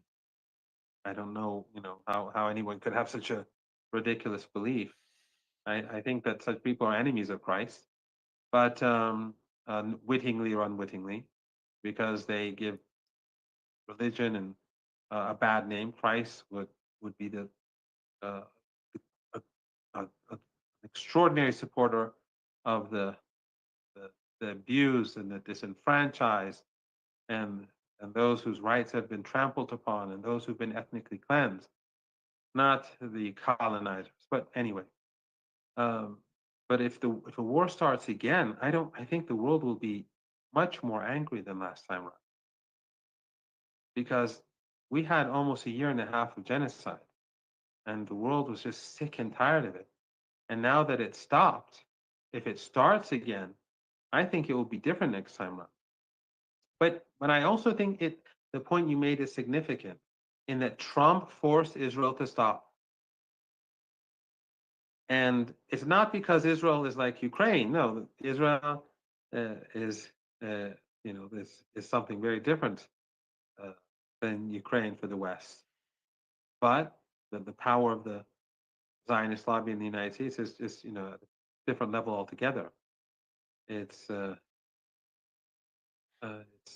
there's just no comparison. However, something has changed where Trump needed the Israelis to stop the genocide, and where he forced them to do so. I'm not saying that Trump will stop it permanently. I'm not saying that Trump is against genocide. I mean, what he said about Gaza is genocidal itself. Trump, I think, is just as sinister as Biden, who is just as sinister as Obama, who is just as sinister as Bush and Clinton. But the fact that the United States needed a ceasefire in Gaza shows that the continuation of that genocidal war is not at all in the interest of the United States. And I think that's important. Again, that doesn't mean it won't restart, but it shows that the world is changing and that the United States recognizes that change. And remember, as all this is going on in West Asia and in Europe, the US key rival, China, is moving forward. It's building its infrastructure. It's developing AI. I mean, the Americans have fallen behind on everything, and the Chinese have swept them away. And then the Americans kept saying, well, at least we have AI. After DeepSeek, I think we know that that's not really the case.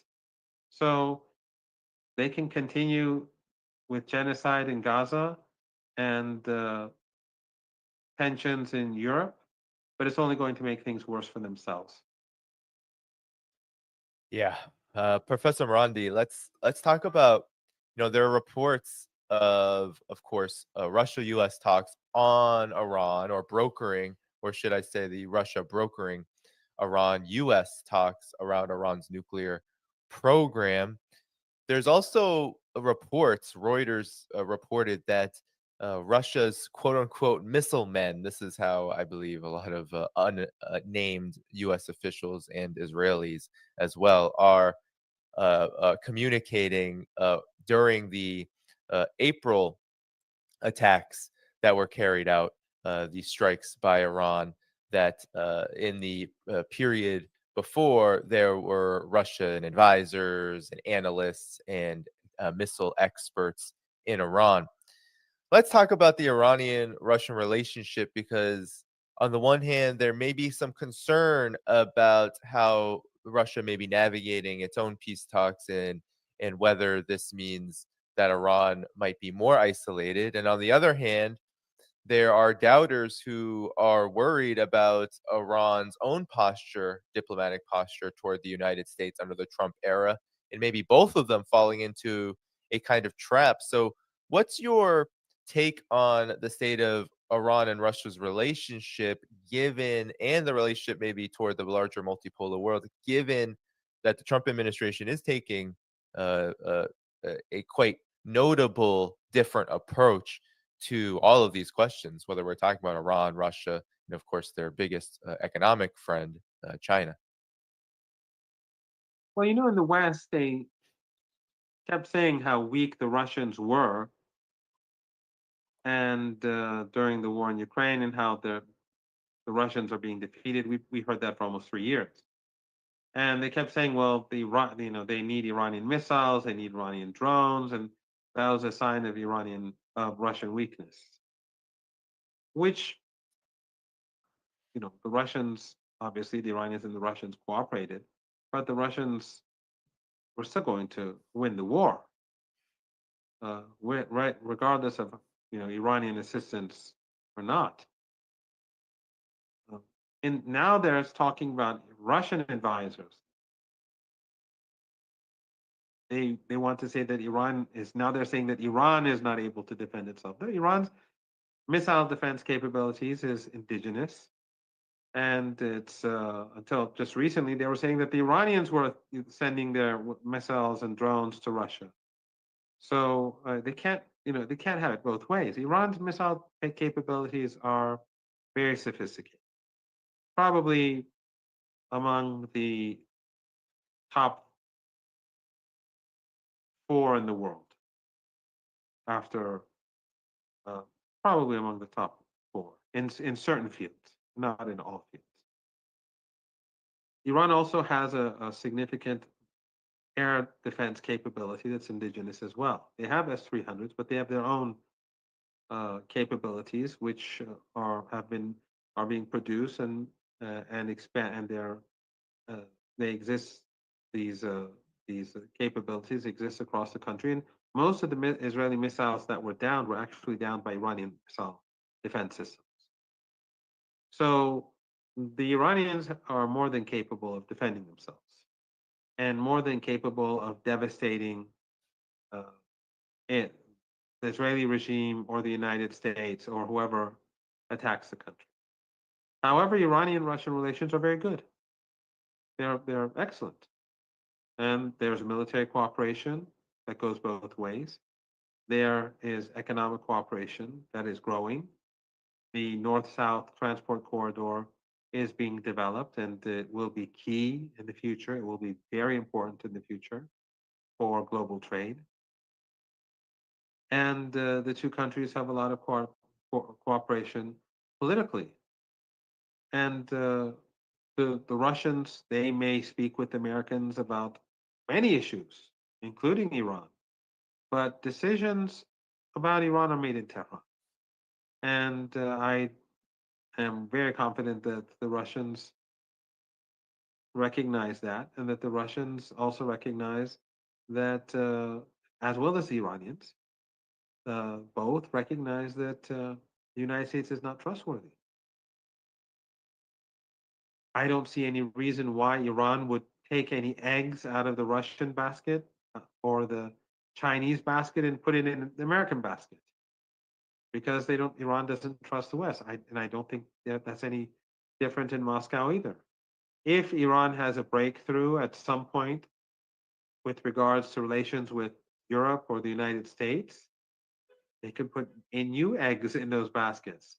But I don't think Iran is going to risk weakening its relationship with friends that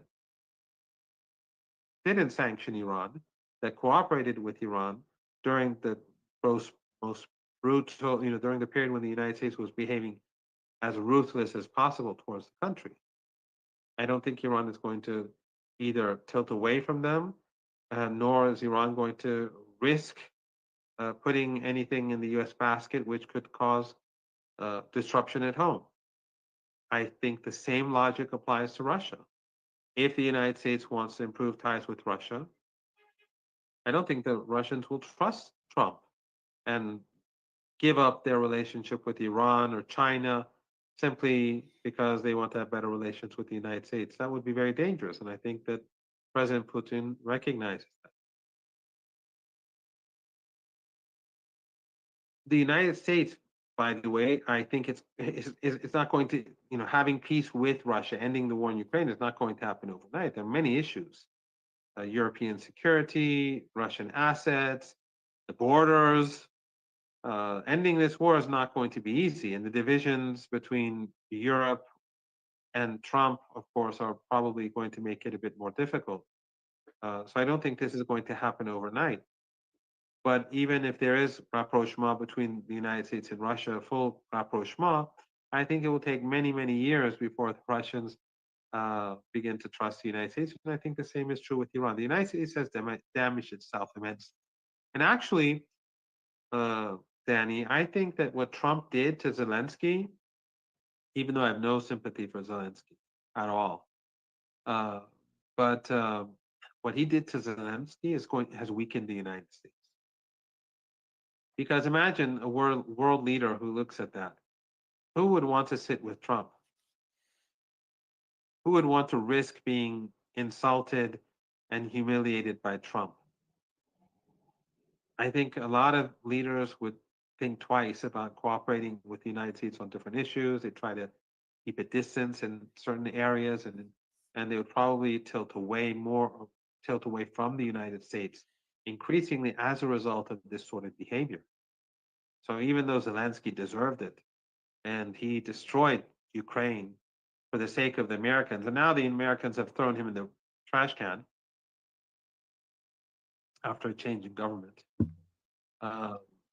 He's destroyed his country. He deserved to be humiliated.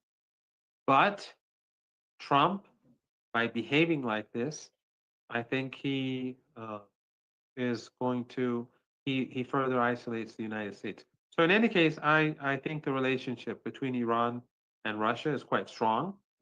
I don't have a crystal ball. I can't, predict the future and know the future for certain.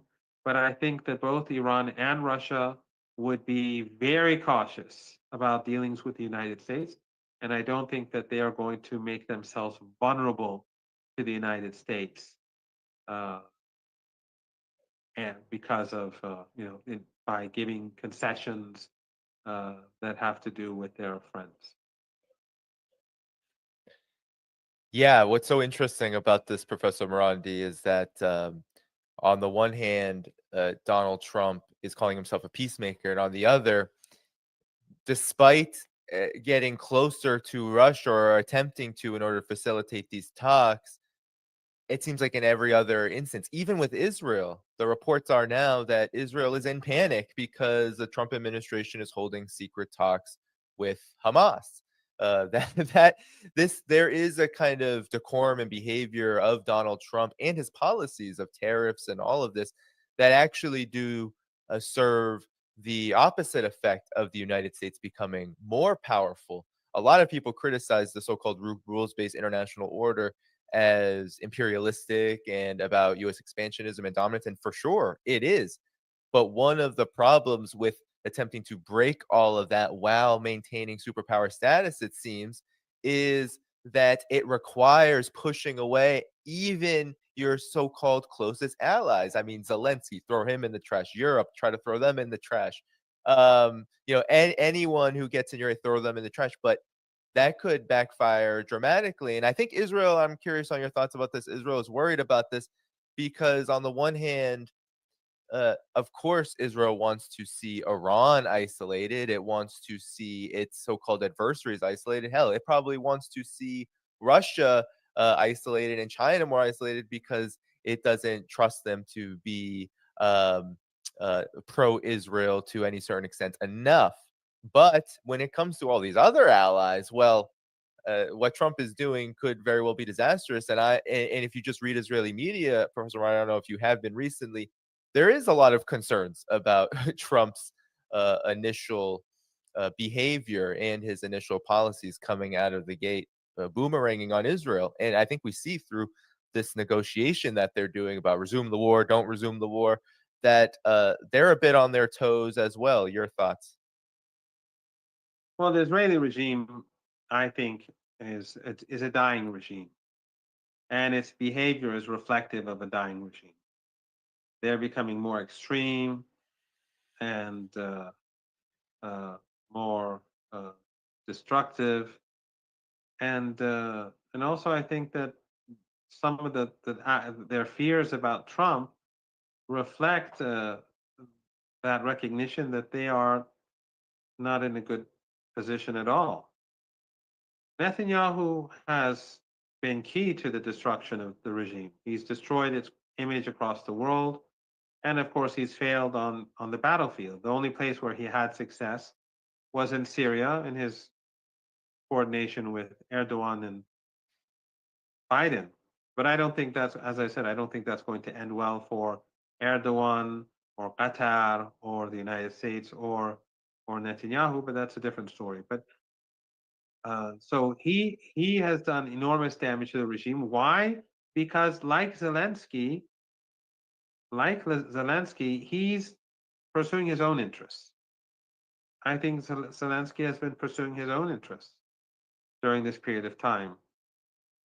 And if he was thinking about Ukraine, we would have never had this catastrophic situation. But another thing that Netanyahu and the United States have done is that they've weakened the United States alliance or regimes in our region that are bound to the United States. They've discredited them in the eyes of their own populations. That's why you see them pushing so much sectarianism and racial hatred towards the axis of resistance.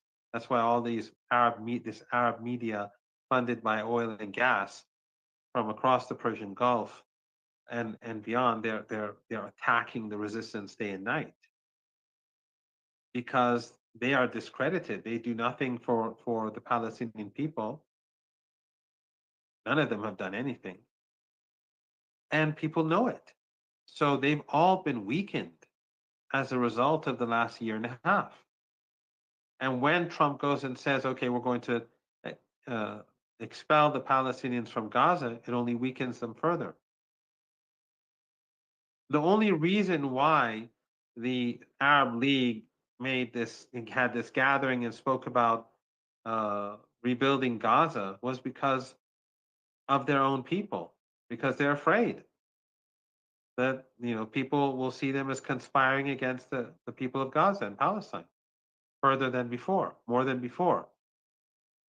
Otherwise, they're not going to do anything. I mean, some money will gradually go in, but Egypt has no plans for Gaza. And those who do put in money, they're going to do it for self-serving purposes.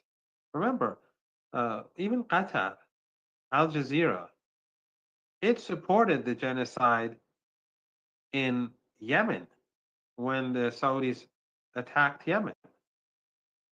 It was only when the divisions between Qatar and the Saudis and the Emiratis grew that they tilted away from that policy. Their support for the Palestinian people, if the Americans tell the government of Qatar to end it, they'll end it. There's a lot of complicated issues. There are lots of things going on in our region. It's a very complicated situation. But in any case, the people of the region recognize that their governments, whether in Egypt and North Africa, whether in Turkey, whether in the Emirates or in Bahrain or in Jordan, they all recognize that their governments have done nothing. In fact, they've done the opposite. So the continuation of this situation only makes it more dangerous for the American camp. And if there's a restart of the genocide, that could possibly be the straw that breaks the camel's back. I've given this example before. How did the Arab Spring begin? How did the chaos across West Asia and North Africa take place? It was a single young man who burned himself alive in a Tunisian city because of personal injustice and personal grievance. And he brought down governments. The situation today is far worse, and the United States is far weaker. The United States is far weaker, and as I said, the more the United States is vulnerable in this region, the more the United States spends its wealth in this region, whether in Europe or West Asia, China continues to move forward. China is not engaged in any war.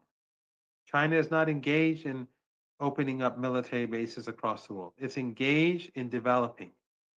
And so, and Trump has enormous problems at home, which you were alluding to. The tariffs, the deep division that exists in American society between which we saw during his speech in Congress. There are deep divisions in the United States today, and this is his honeymoon. His honeymoon is going to end very quickly. Right now, he's signing presidential decree one after another. But at some point, the price of eggs, the price of automobiles that will go up because of the. I mean, if the Canadians and the Chinese and the Mexicans are steadfast, then they will be hurt. But Trump will also be hurt too. So Trump has many problems to deal with, and I don't think he has all that many options on the table, regardless of what the people around him say. Well, there's a lot of attempts. I think there's a huge attempt to make Trump look very, very powerful right now. But when we look at that situation you just outlined, Professor Marandi, there's also, when we just relate this back to what's happening regionally in West Asia, for example, Donald Trump is very early in an administration which essentially inherited two catastrophic foreign policy disasters, backing the Israeli regimes and in part facilitating the Israeli regime's genocide and regional war, and of course Ukraine. Trump cannot afford to keep these wars, but there's a huge risk that they both continue, especially the situation in West Asia where Israel is pushing because Netanyahu really needs a conflict, genocide, unending war to continue, both to achieve Israel's overall objectives at some point in the future, but also to keep his political career going. So this is actually a real big bind. A lot of people say, oh, well, look at Trump magnificently shifting the geopolitical calculus. In my opinion, he has to do this. He has to do this because it's actually Russia, Iran, China. These countries are actually in a far stronger position. Now, of course, their vulnerabilities, their issues, they are also they have to confront this menace called hegemony, U.S. hegemony, but they're in a much stronger position in the sense that it is the Trump administration that has to balance these huge contradictions that could cave in at any time. Iran doesn't have to do that. The resistance doesn't have to do that. They have to. They have one mission only, which is to stay alive, survive, and win their sovereignty. Your reaction, Professor Marandi? I think your viewers have to keep this in mind, that whenever the West always likes to say they're winning. That's what they always say. They're always winning. We've been hearing that China is collapsing for decades now. And when you look at Chinese infrastructure, whether you go to Shanghai or Guangzhou or Chongqing or Beijing or anywhere else, it's decades ahead of the United States or Europe. They're always winning. We've been hearing that they're winning and that the Russians were losing the war and that the Russians were taking chips out of washing machines. Remember all that?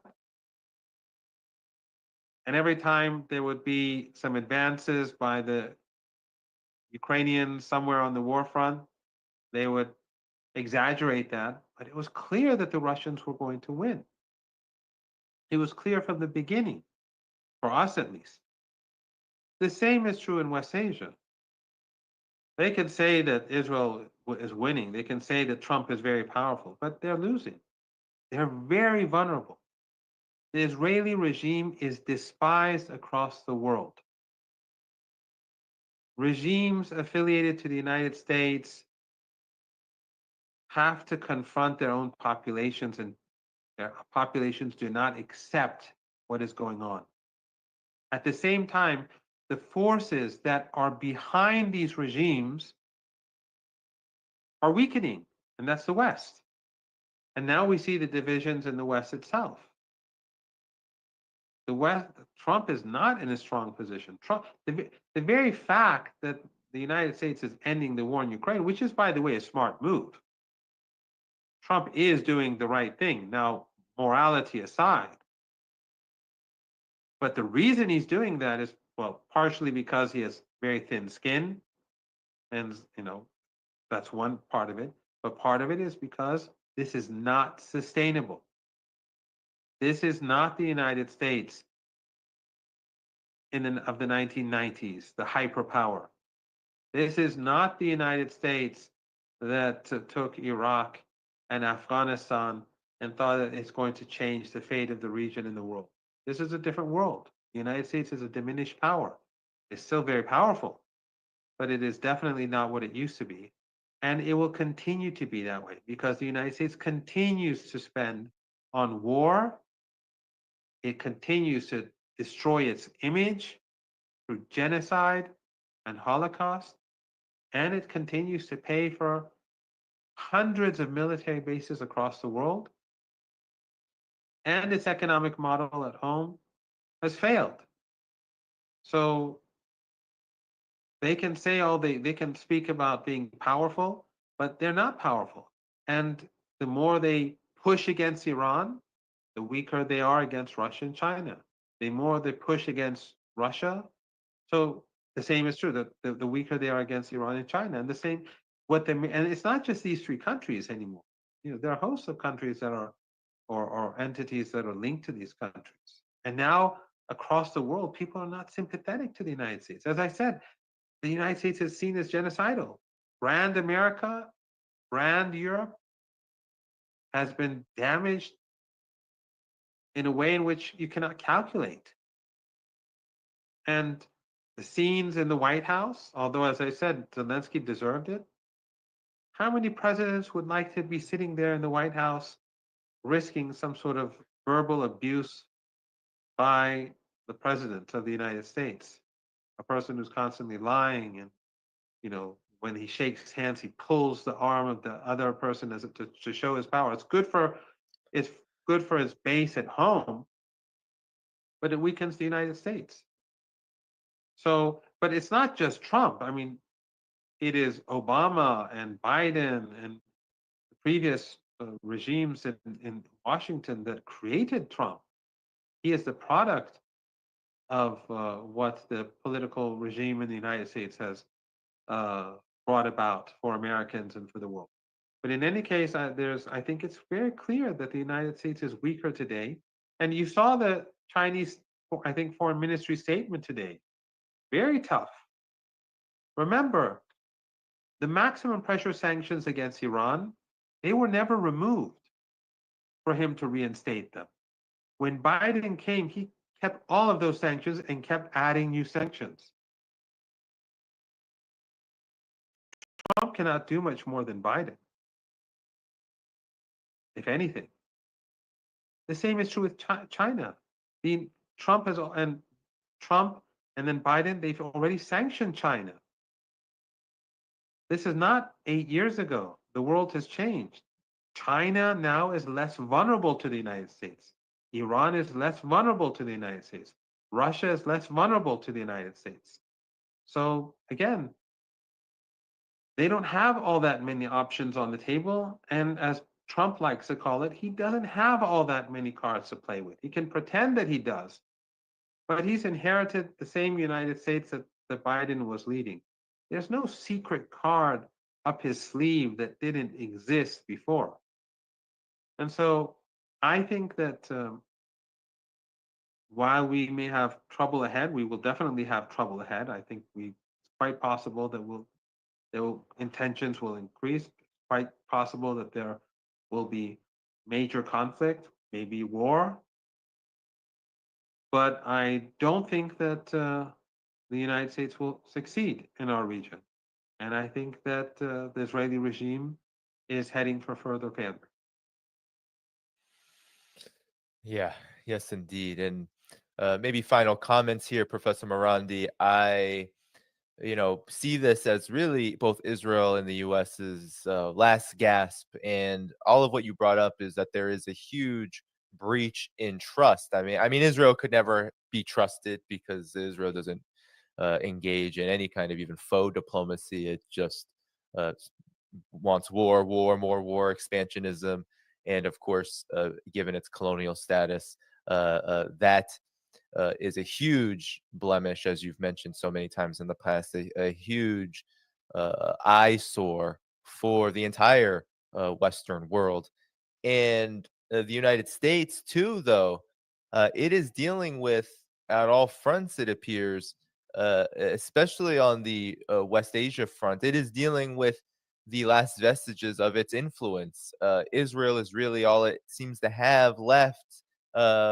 And they're all attached, and Israel is attached to all of these very pliant regimes. So, how do you see this playing out in the months to come? Because it appears that Israel is going to try to restart this war. Netanyahu cannot afford an extended, even if heavily violated, ceasefire arrangement.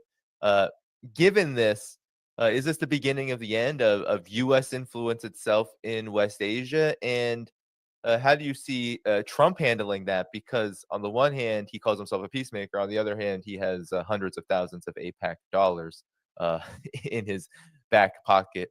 Um, and of course, we know everything that he's already said and done in terms of rearming Israel.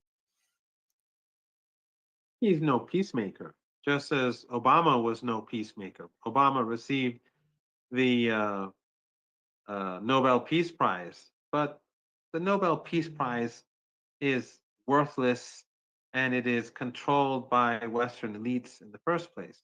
Obama was not a peacemaker. Remember, Obama destroyed uh, Libya. Obama gave the green light to the Saudis and supported the genocide in Yemen. Obama began the dirty war in Syria and funded ISIS and Al Qaeda alongside, of course, Erdogan and oil and gas rich countries in the Persian Gulf and Jordan and the whole of NATO and Western intelligence agencies and regional intelligence agencies brought tens of thousands of foreign fighters into Syria and Iraq. And Syria and Iraq and Lebanon were all about to fall if it wasn't for the resistance, the axis of resistance. Now, today, what we have in Syria, by the way, is just it's a much weakened ISIS and Al Qaeda.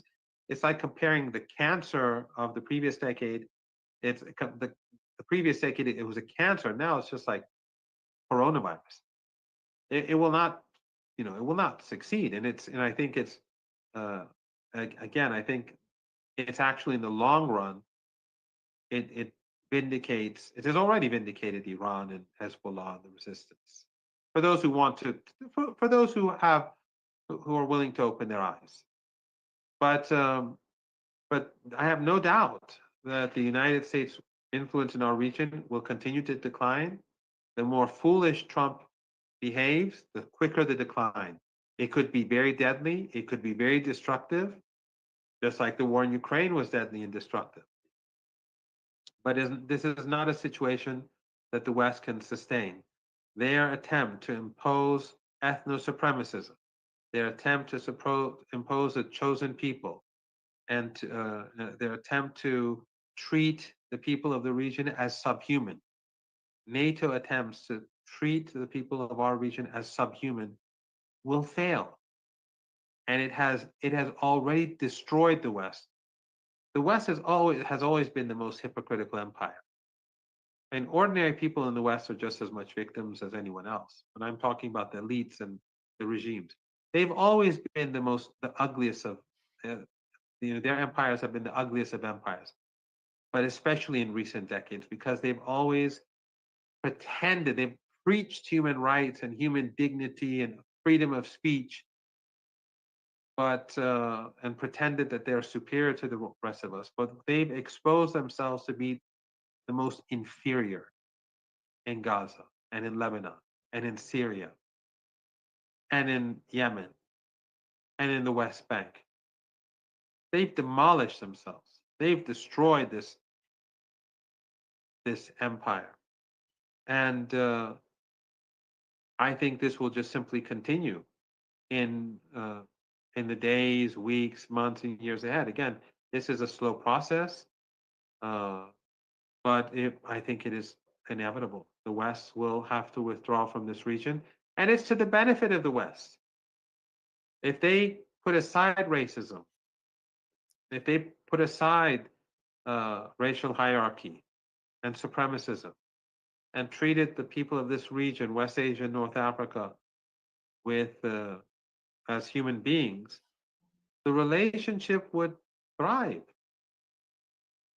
There would be no refugees and immigrants.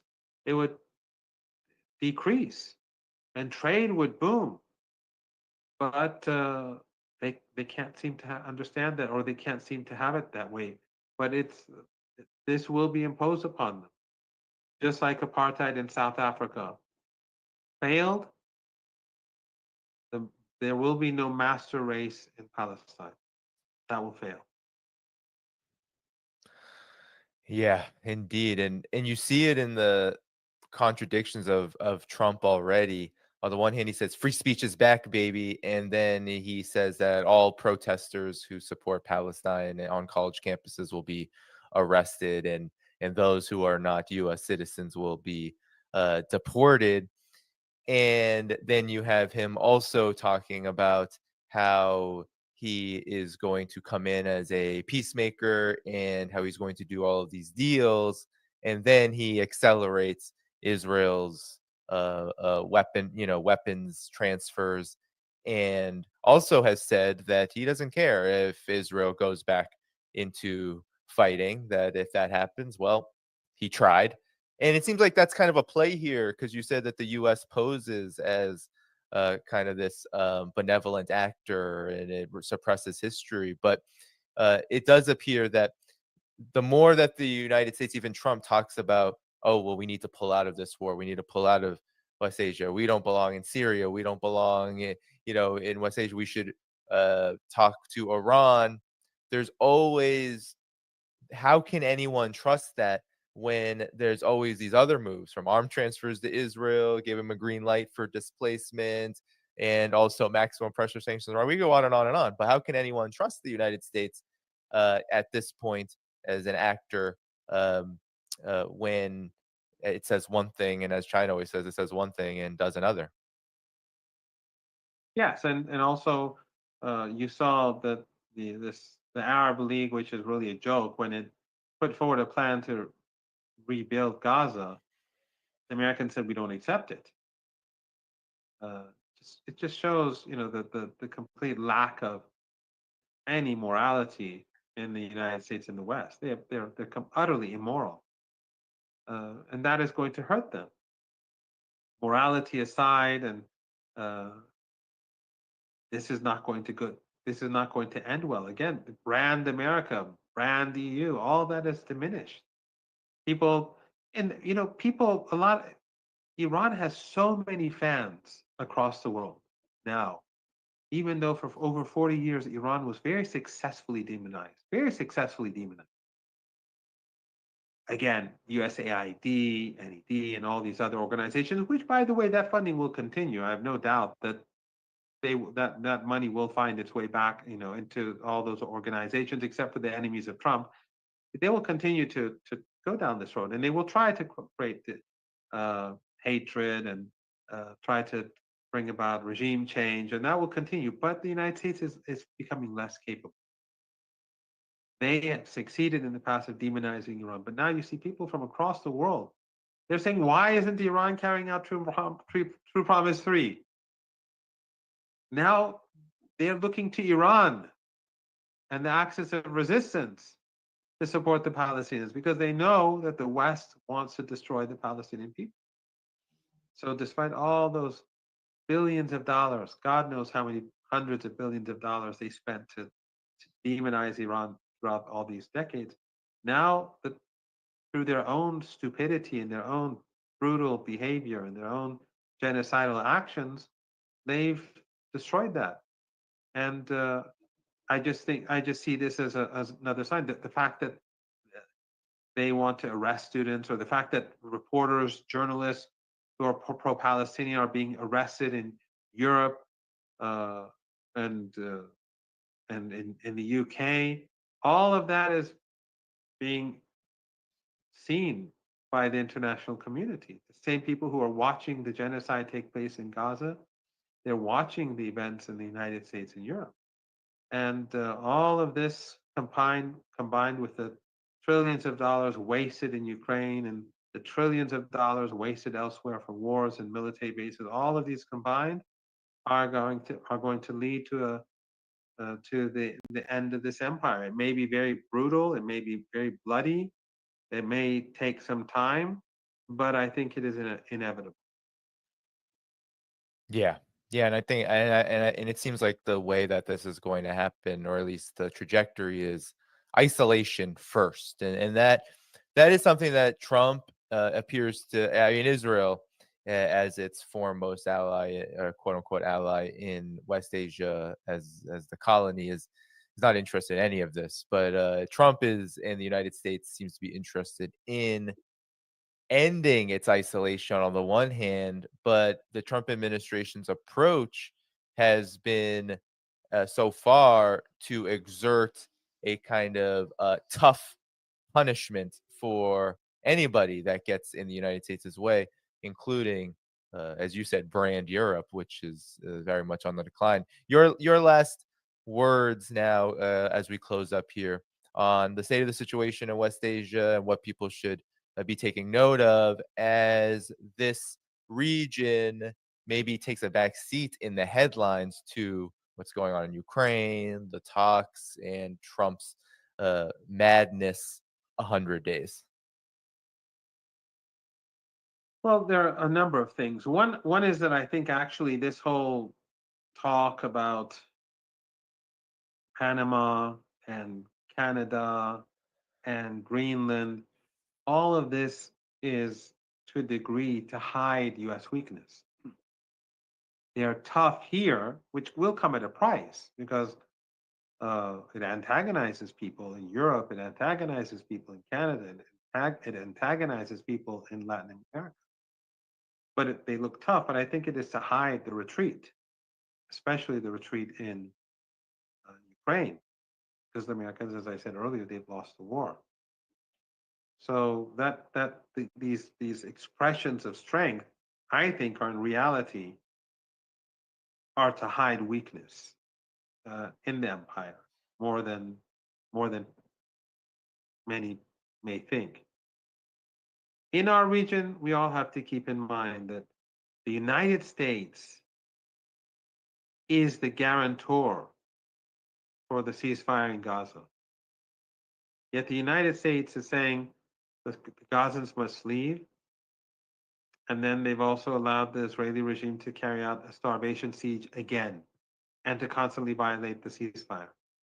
How can anyone trust the United States? How can anyone deal with the United States and believe that it will fulfill its obligations in any deal? The same is true in Lebanon. The United States is the guarantor, is one of the, alongside the Europeans, but the Israeli regime continues to occupy bits and pieces of the border area, and the United States allows the Israelis to bomb Lebanon and to injure people and kill people. So how can anyone ever trust the United States? The United States signed under Trump, changed NAFTA, changed provisions in NAFTA with the Canadians and the Mexicans. He said it was the best deal in the world, and now he's imposing tariffs. No one can trust the United States. Now, the Minsk Accords, which the Europeans, obviously the Germans and the French, the Americans were behind them. They were never serious about those either. The United States, when they signed a nuclear deal with Iran under Obama, they constantly violated it, and then Trump tore up the deal. All of these will have consequences for the United States. No one can trust the United States. And then you have that behavior in the White House. So all of this. So we have, and then again, so you have the United States growing weak. You have the world becoming untrusting. They don't trust the United States. And then you have a starvation siege being imposed on Gaza again, and the international community sees it. So we are facing a very dangerous situation. There's potential for violence, major violence in our region. War could break out again in Gaza or Lebanon or elsewhere, or between Iran and the Israeli regime, or Yemen. All of these are possible right now. But the behavior of the United States and the behavior of the West diminishes their position and their status, and it will make any further war more destructive for their position in our region and beyond as a result. So their actions have consequences. It's sort of like in a different way, Mr. Erdogan. In the past, many people used to say Mr. Erdogan is very smart. He plays off different people. He does a deal with one side, then he does a deal with someone else and betrays him, and they say that's smart. But ultimately now no one trusts him. The Russians don't trust him. If there's rapprochement between Russia and the United States, Erdogan will not go well for him. The Iranians don't trust him. The Arab countries they don't trust him. No one trusts him anymore. It's not good for Turkey. He's not doing the country any good with this behavior. The United States in a much bigger way is now a party that no one trusts, and therefore it is diminishing itself. And if the war breaks out again, which I think ultimately it will, I don't know when, weeks from now, months from now, a couple of years from now, I have no idea, but this situation is not sustainable. If the war breaks out, if there's war, the United States and its partners will not win. They will not win this. And the anger in this region as a result of all that I've said is just going to increase further, and it's going to make the U.S. position in this region less sustainable until ultimately the United States has to leave. Well, Professor Marandi, it was great to be.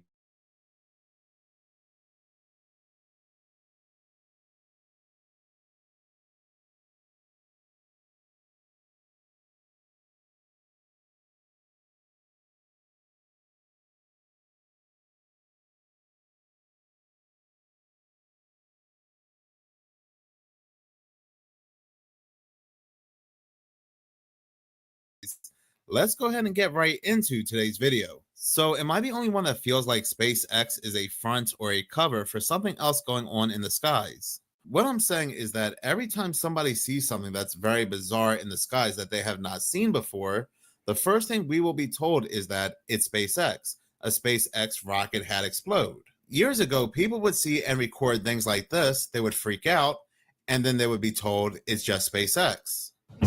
Oh my God! Tonight, new images surfacing of California going haywire. What the hell is that?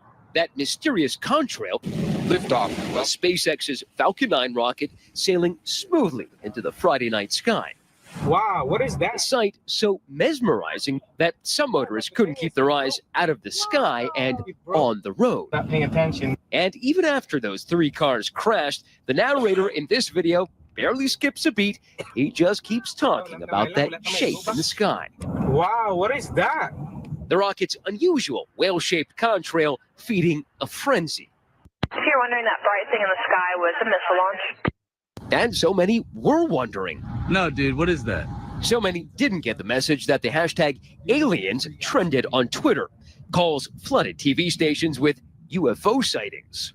And the man who created the mess, Elon Musk, jokingly capping it this way: nuclear alien UFO from North Korea. Now, the next Falcon 9 launch isn't until later next month. We're not sure it'll be quite as spectacular as the last one, but the California Highway Patrol hopes that this time all these motorists will keep their eyes on the road. So that's what people would see. They would freak out. They would be told it's just SpaceX. it would explode, and that was that. Flash forward to today, and people are seeing something different. They are seeing this.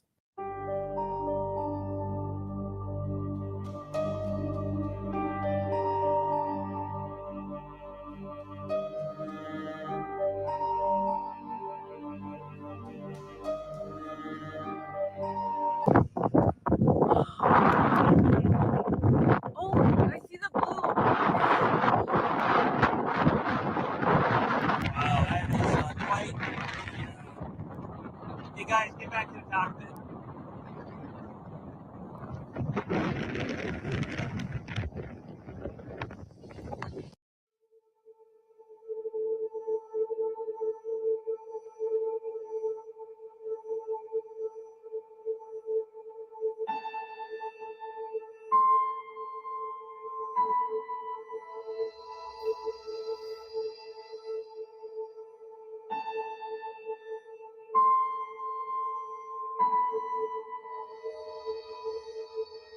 So that is what the SpaceX, or the quote-unquote SpaceX explosions, look like as of late 2024. Now, I do believe yesterday SpaceX had another explosion, and this is what people in the Bahamas had witnessed.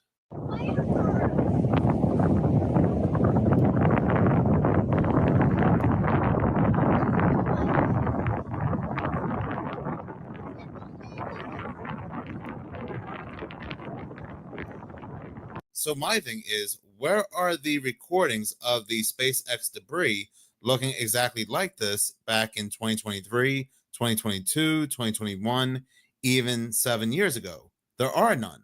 Why do they look so vastly different towards the end of 2024 and 2025? Around the same time, we were witnessing these orbs and these drones. Well, here's the thing. As people were witnessing whatever this was over in the Bahamas, on the same exact day, people had seen this in Florida. Oh my God. Oh my God. Oh my God. Oh my God. What?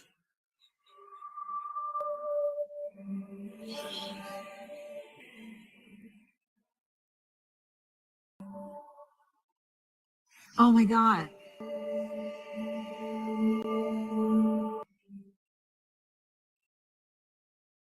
Oh my God. Yes. It looks like a falling star.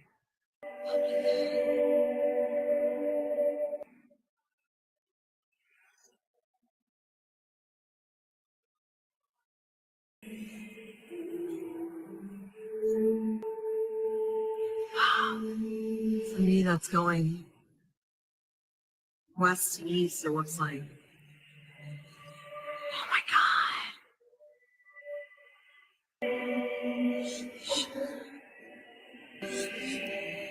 Whatever that was, people are also saying that was the same SpaceX explosion.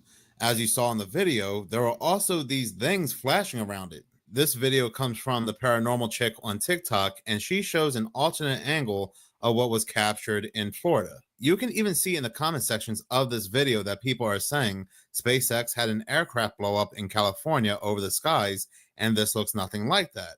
But maybe they're using some kind of new technology to make it look this way. I don't know, but again, going back previous years, even a year ago, even in the beginning of 2024, SpaceX explosions look nothing like this. I have a crazy video for you. This is actually coming from two different witnesses in two different cities out of Florida. They both captured this on March 6th, 2025, and what it appears to be is an unidentified object in the sky. But this is weird. This is different. It almost looks like a portal, but then it also looks like something swirling around with all these tiny little glittering objects around it. You can literally see it in both videos. But the question remains, what is this? Take a look at this and tell me what you think. There's a fucking portal in the sky opening. And we're witnessing it. What is that? Bro.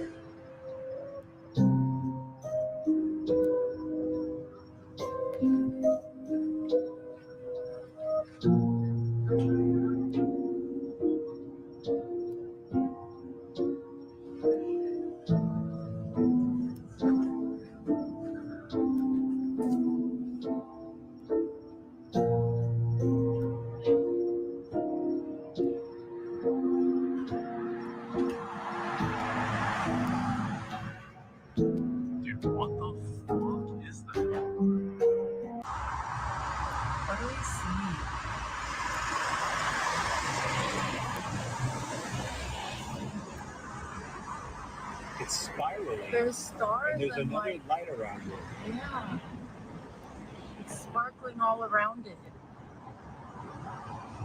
Look at the sparkle. Okay, what is There's that? multiple What things is flying that? around that. And it's just coming in and out of the sky with Is like. that a shooting star or a meteor or something? This next video comes from Moon Henry on TikTok, and he's absolutely correct. We keep seeing these things almost every other week, and every time we see something different or bizarre, we're being told it's just SpaceX. And he's been talking about this for quite some time now. Explosion, it did not turn into 1,000 different fireballs shooting through the sky for miles and miles without falling down. Never once. I see an explosion, and then boom, it's gone, and that's it. Fast forward. And you can see that was the supposed starship that exploded that supposedly caused this crazy thing we keep seeing in the sky every single week, right? Hear me out on this. What if it's not the starship? There's things flying through our skies, and they're using the starships to cover it up. I have always told you that SpaceX, in my opinion, is to hide things that happen in the sky. And tens of thousands of people all called it meteors because they did not see an explosion turn into this crazy sight. So really, what is this actually, and why do they keep trying to tell us that it's them with their starships? Oh, I forgot, entertainment only. It's February 24th, and this has been happening all over the world the past few days. But look, you need to believe everything that you were told. Of course, it's space debris and SpaceX. And somehow, every day there's a rocket just exploding in space. We have seen it over Colombia, we've seen it over Argentina, we've even seen it over China. Remember this one that happened after the main one, probably about a week or two beforehand? And I was talking about how if it was like a SpaceX or a rocket crash, it would be kind of going to the ground at least a little bit of an angle and not going with the horizon for thousands of miles. At some point, you guys have to admit, this is really, really weird that this is happening every single day in the sky over our head. I don't know about y'all, but this really makes me believe there's some kind of heavenly war going on. Oh, and this is also happening right now. What in the world is this? Guess where it is? Turkey. And while we have all this space. Now, I don't know. This whole thing just feels like the drones in the orb situation again. Remember, we all, or most of us anyway, were seeing orbs, and news, media, and the government, they wanted us to focus on the drones. There were clearly two different things up there: drones and orbs, man-made drones, and something else that was up there altogether. But they were like, no, look over here, look at the drones. And we were saying, well, what about the orbs? What are the orbs? What is that? I've never seen anything like that before. Oh, that's just a SpaceX explosion. Well, the SpaceX explosions that I've seen years before look nothing like this. No, focus on the fact it's just SpaceX. Now news is coming out that the quote-unquote SpaceX debris has halted all flights in Florida. And when have you ever heard anything like that before? They know when to test and where to test these rockets in case anything were to happen, so they don't interfere with the airports. This here on Live Now from Fox. I'm your host, Christina Evans. We do have some breaking news at this hour. We now know that the FAA is halting flights in the Florida area. I want to show you this on your screen. This is a tweet that we have from Orlando's International Airport saying it's an operational update. Per the FAA, our airport is currently under a ground stop due to a space launch debris there in the area. For those airport delays, make sure you're visiting that website online and check directly with your airline for further updates. We brought you the launch here on Live Now in real time as SpaceX was doing its 8th test flight for its Starship. It's one of the largest starships as well, but you can see the fallout that's now happening after they lost control. You can see Idris Ali, he was en route to Miami from D.C. when the pilot announced that there had been some sort of rocket explosion. All airspace near Miami was closed down. We would be in a holding pattern for the foreseeable future. Want to show you. I mean, really, think about it. When have you ever heard of a SpaceX explosion? And they happen quite often, halting air travel. I'm telling you, there is something else going on up there. Just like with the drones, there were the orbs. Something else is happening, and they are blaming SpaceX. SpaceX is the front for whatever else is up there. Now, I'm not saying whatever's up there could be UFOs or UAPs because you know how I feel about the subject, but it could be anything they don't want you to know about. But at the end of the day, thank you so much for watching. If you like this channel and you want to see more, please subscribe. If you're already subscribed, please like, as any engagement does help the channel grow. Once again, thank you so much for your support.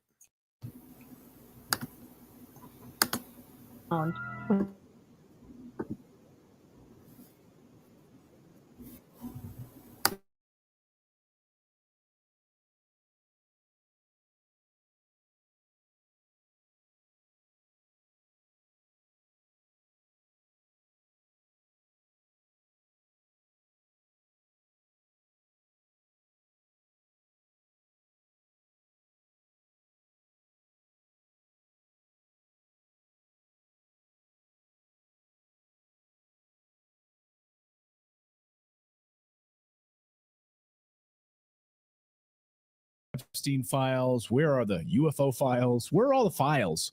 Attorney General Pam Bondi was asked this question last night on Hannity, because you remember that whole weird thing last week where a lot of binders were handed out of all publicly available information. These binders were handed out to influencers who got invited to the White House, and then they held up the binders and took a photo op and all of that. Very bizarre set of circumstances. It was a flop, of course. It didn't really make any sense. Well, here was Pam Bondi last night explaining exactly where these FBI files have been held in New York and what she's now doing with the thousands of pages. Watch. We all did. And the FBI handed over a couple hundred pages of documents.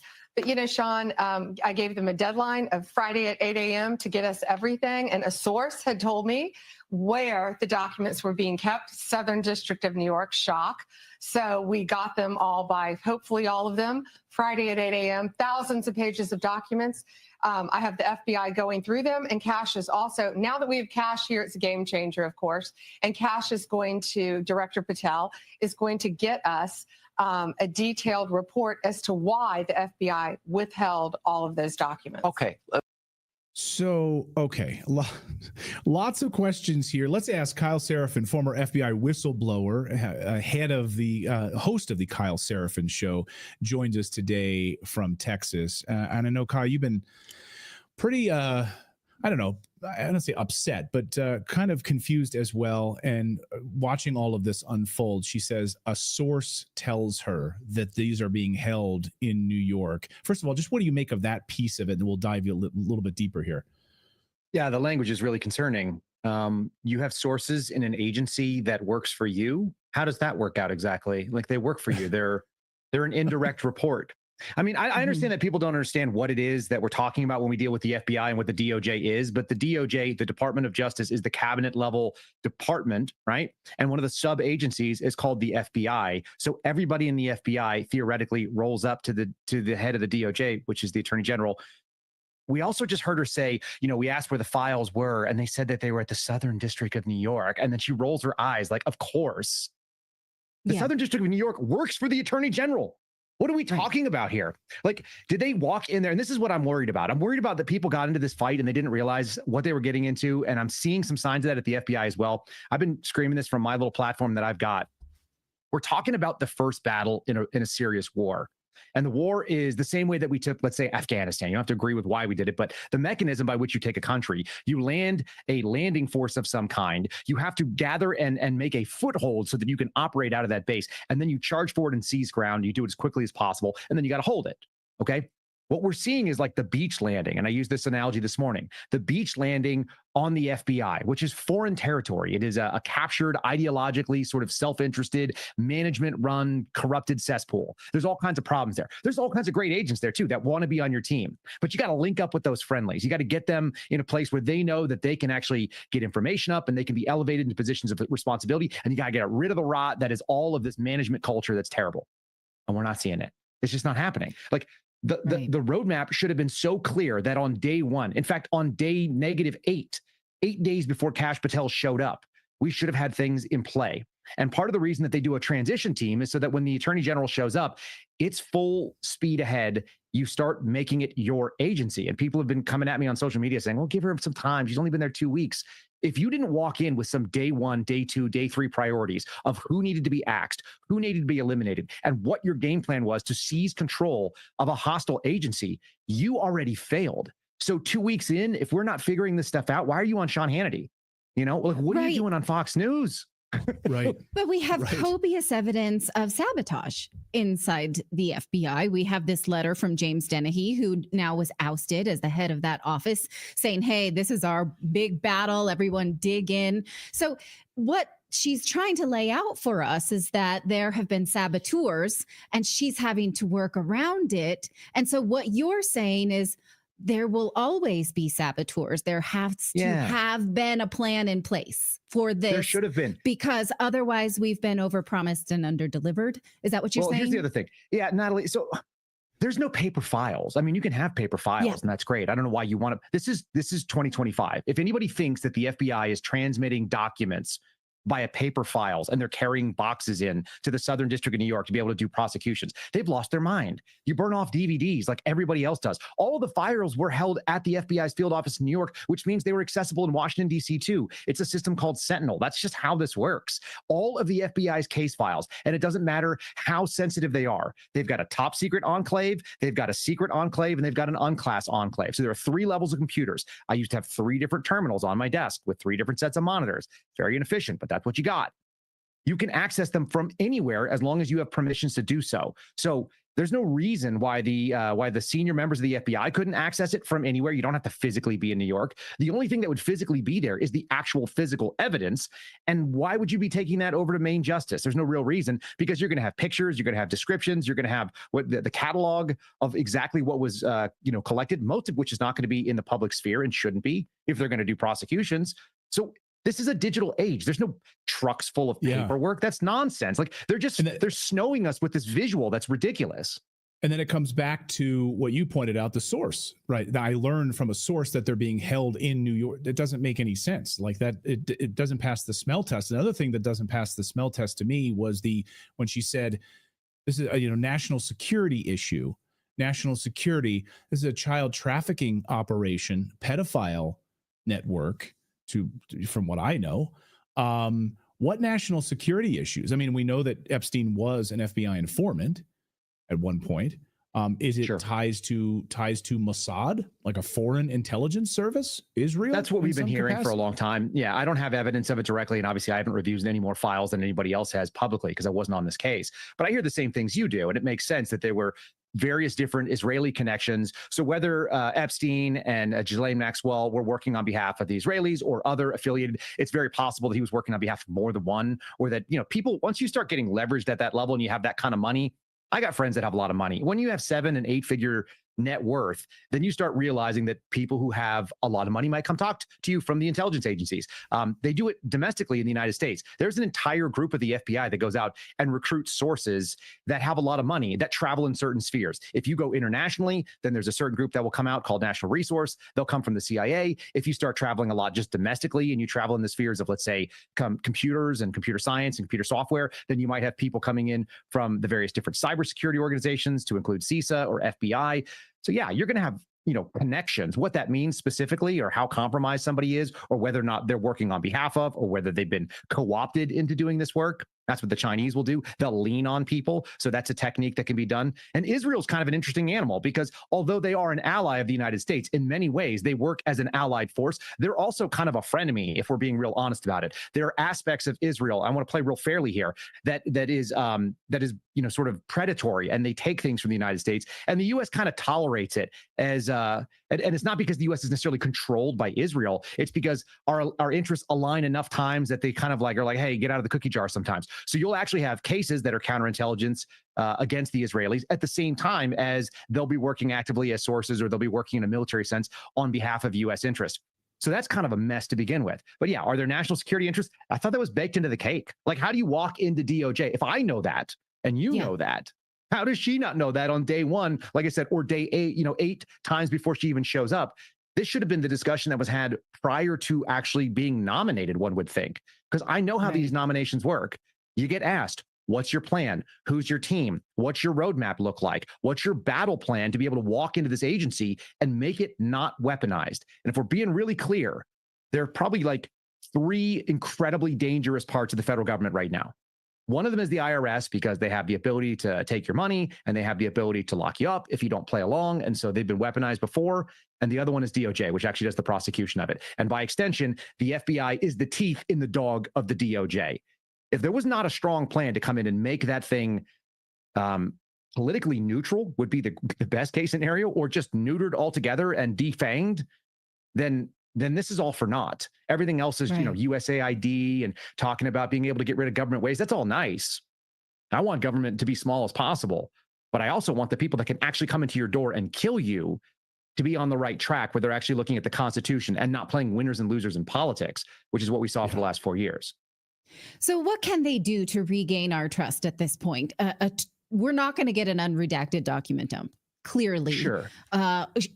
Could they fire the people who were hiding documents from senior officials? Yeah, all of them. Okay. They all need to go. Right. That's one thing. And then what? Because they're saying we're going to get this in piecemeal. What do you think how can they regain our trust at this point? And, what is the best benefit of the doubt that we can offer that, whoa, this was overwhelming and they overpromised and didn't know what they were getting themselves into? Yeah, I don't need documents. And honestly, neither do you. What you want to see indictments, which means they presented evidence to a grand jury and said that there's enough information here to go out and cause an arrest. We want to see those next. And then we want to see prosecutions carried on. And then we'd like to see convictions. So build solid cases and put people in jail that did something really evil, like abuse children. And if they happen to be a national security threat as well, charge them there or make deals with them to roll up further as you need to. And then use statecraft if that's required, because we're dealing with nation state actors, so be it. Like, Trump is not scared of pressuring people. He's not scared of pulling funding. He's not scared of saying things that other people are really kind of worried about. He can be a bull in the china shop. And what's the cost? He's not going to get another term. This is his term. So we've seen it kind of on one side. And I've heard other people say, how come they haven't reinstated guys like Kyle? I don't necessarily want to be reinstated. I actually don't want to be reinstated. I don't want to work for the FBI anymore. I like doing what I do. This is way more fun.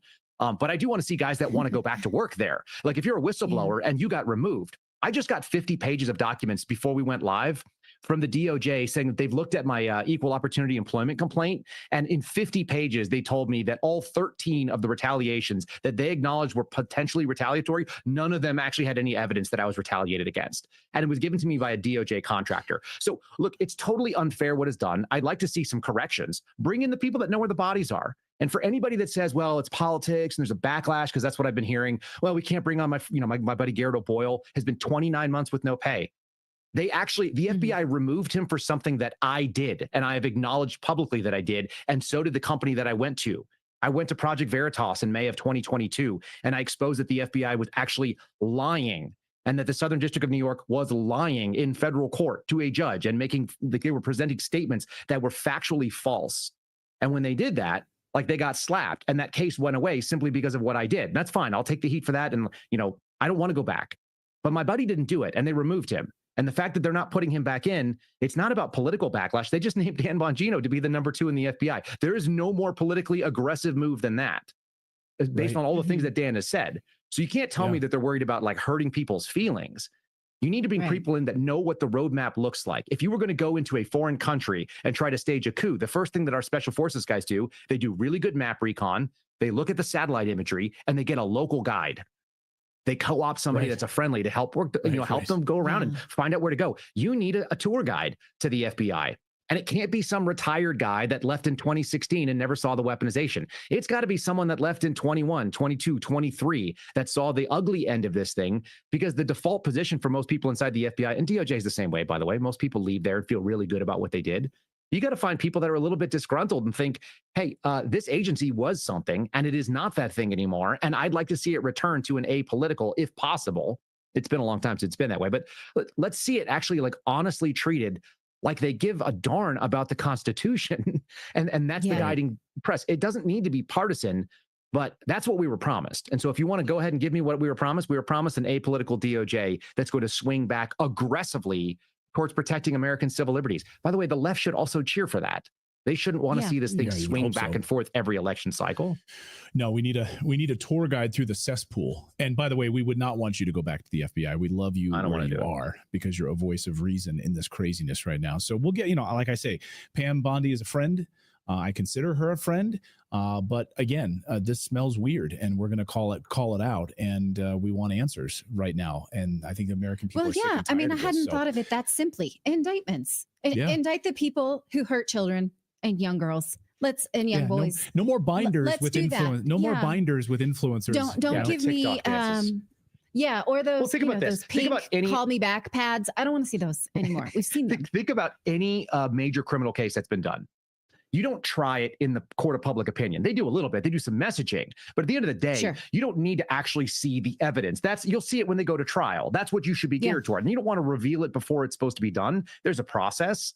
That process, by the way, is that the FBI builds the case, then they bring discovery over to the attorneys, and the attorneys get it. And that means the FBI didn't lose their only copy of it. So the idea that it was only at the Southern District of New York, when I heard her say that, she was like, there were hundreds of pages. I was like, wait, where are the files? I had this view of Zoolander. You remember when the two guys, the two male models, you got Owen Wilson and you got Ben Stiller, and they're like, they're in. Yeah, the files are in the computer. It's so simple. They're always in the computer. That's where they keep the files. Always there. Come on, they're digital files. Don't try to screw with me. The system is called Sentinel. For everybody who wants to know, it's called Sentinel. That's where you keep your case files. That's where you build the files in the FBI. I guarantee they're still there. And there should be some spin-off cases. Both of you guys should realize that. If there was one major person, we all saw what happened in January 6th. They spun off a ton of cases based on one event. They arrested Epstein. They were charging him. They arrested a co-conspirator. How many others should be out there? There should be cases wherever those people live all around the United States. They're all accessible from Washington, D.C. and from New York City and from any other FBI field office. Yeah. So I think that, Fox News should be asking her, how big is your legal team? You're going to need a lot of litigants, right? So that's where we need to go. Okay. So they didn't give me the chance to ask those questions. They should put an entire task force on this, honest to God. And I made this recommendation, I think on I might have said this at Benny Johnson's show, but at the end of the day, you could take all of those case files and you could sequester them on a hard system outside of the major urban areas. That's probably a good idea. Hire on some seasoned investigators that have no instance of bias, that probably don't pay attention to the news. And there's plenty of them, by the way. There's a lot of that. Get some attorneys that have been there for a while, that have showed that they are willing to play ball and they're willing to prosecute people on the left and the right. It has nothing to do with that. And make sure that these people are financially solvent so they can't be blackmailed or extorted and they can't have anybody come after them, because that's a real problem. There's a lot of people in the federal government that don't have a lot of money. They don't know how to figure out money. And so they're vulnerable in that way, even if they're not supposed to be. And you get those people, and I don't know where you put them. Maybe Pocatello, Idaho. There's a place there. You could move them to anywhere. You could put them in Billings, Montana. There's actually a big facility there as well. Move them somewhere. Put them in West Virginia. Put them out in Winchester. Give them a space to operate where nobody's going to screw with them, and they can do only this, and relieve them of all the administrative duties of being an agent. Get rid of the virtual academies and the stupid trainings and the DEI stuff, or whatever we're calling it today, that they're supposed to be up to date on, and the human resources nonsense. Get rid of it. And let these people focus on doing this job only until it's done, like a special counsel's office, but it would just be a special task force for Epstein. And it wouldn't be that hard to do. And there's public support on the left and the right behind that. Yeah. Kyle Seraphin, thank you so much for joining us. This is a really great analysis because you know that of which. Coffee. Follow me.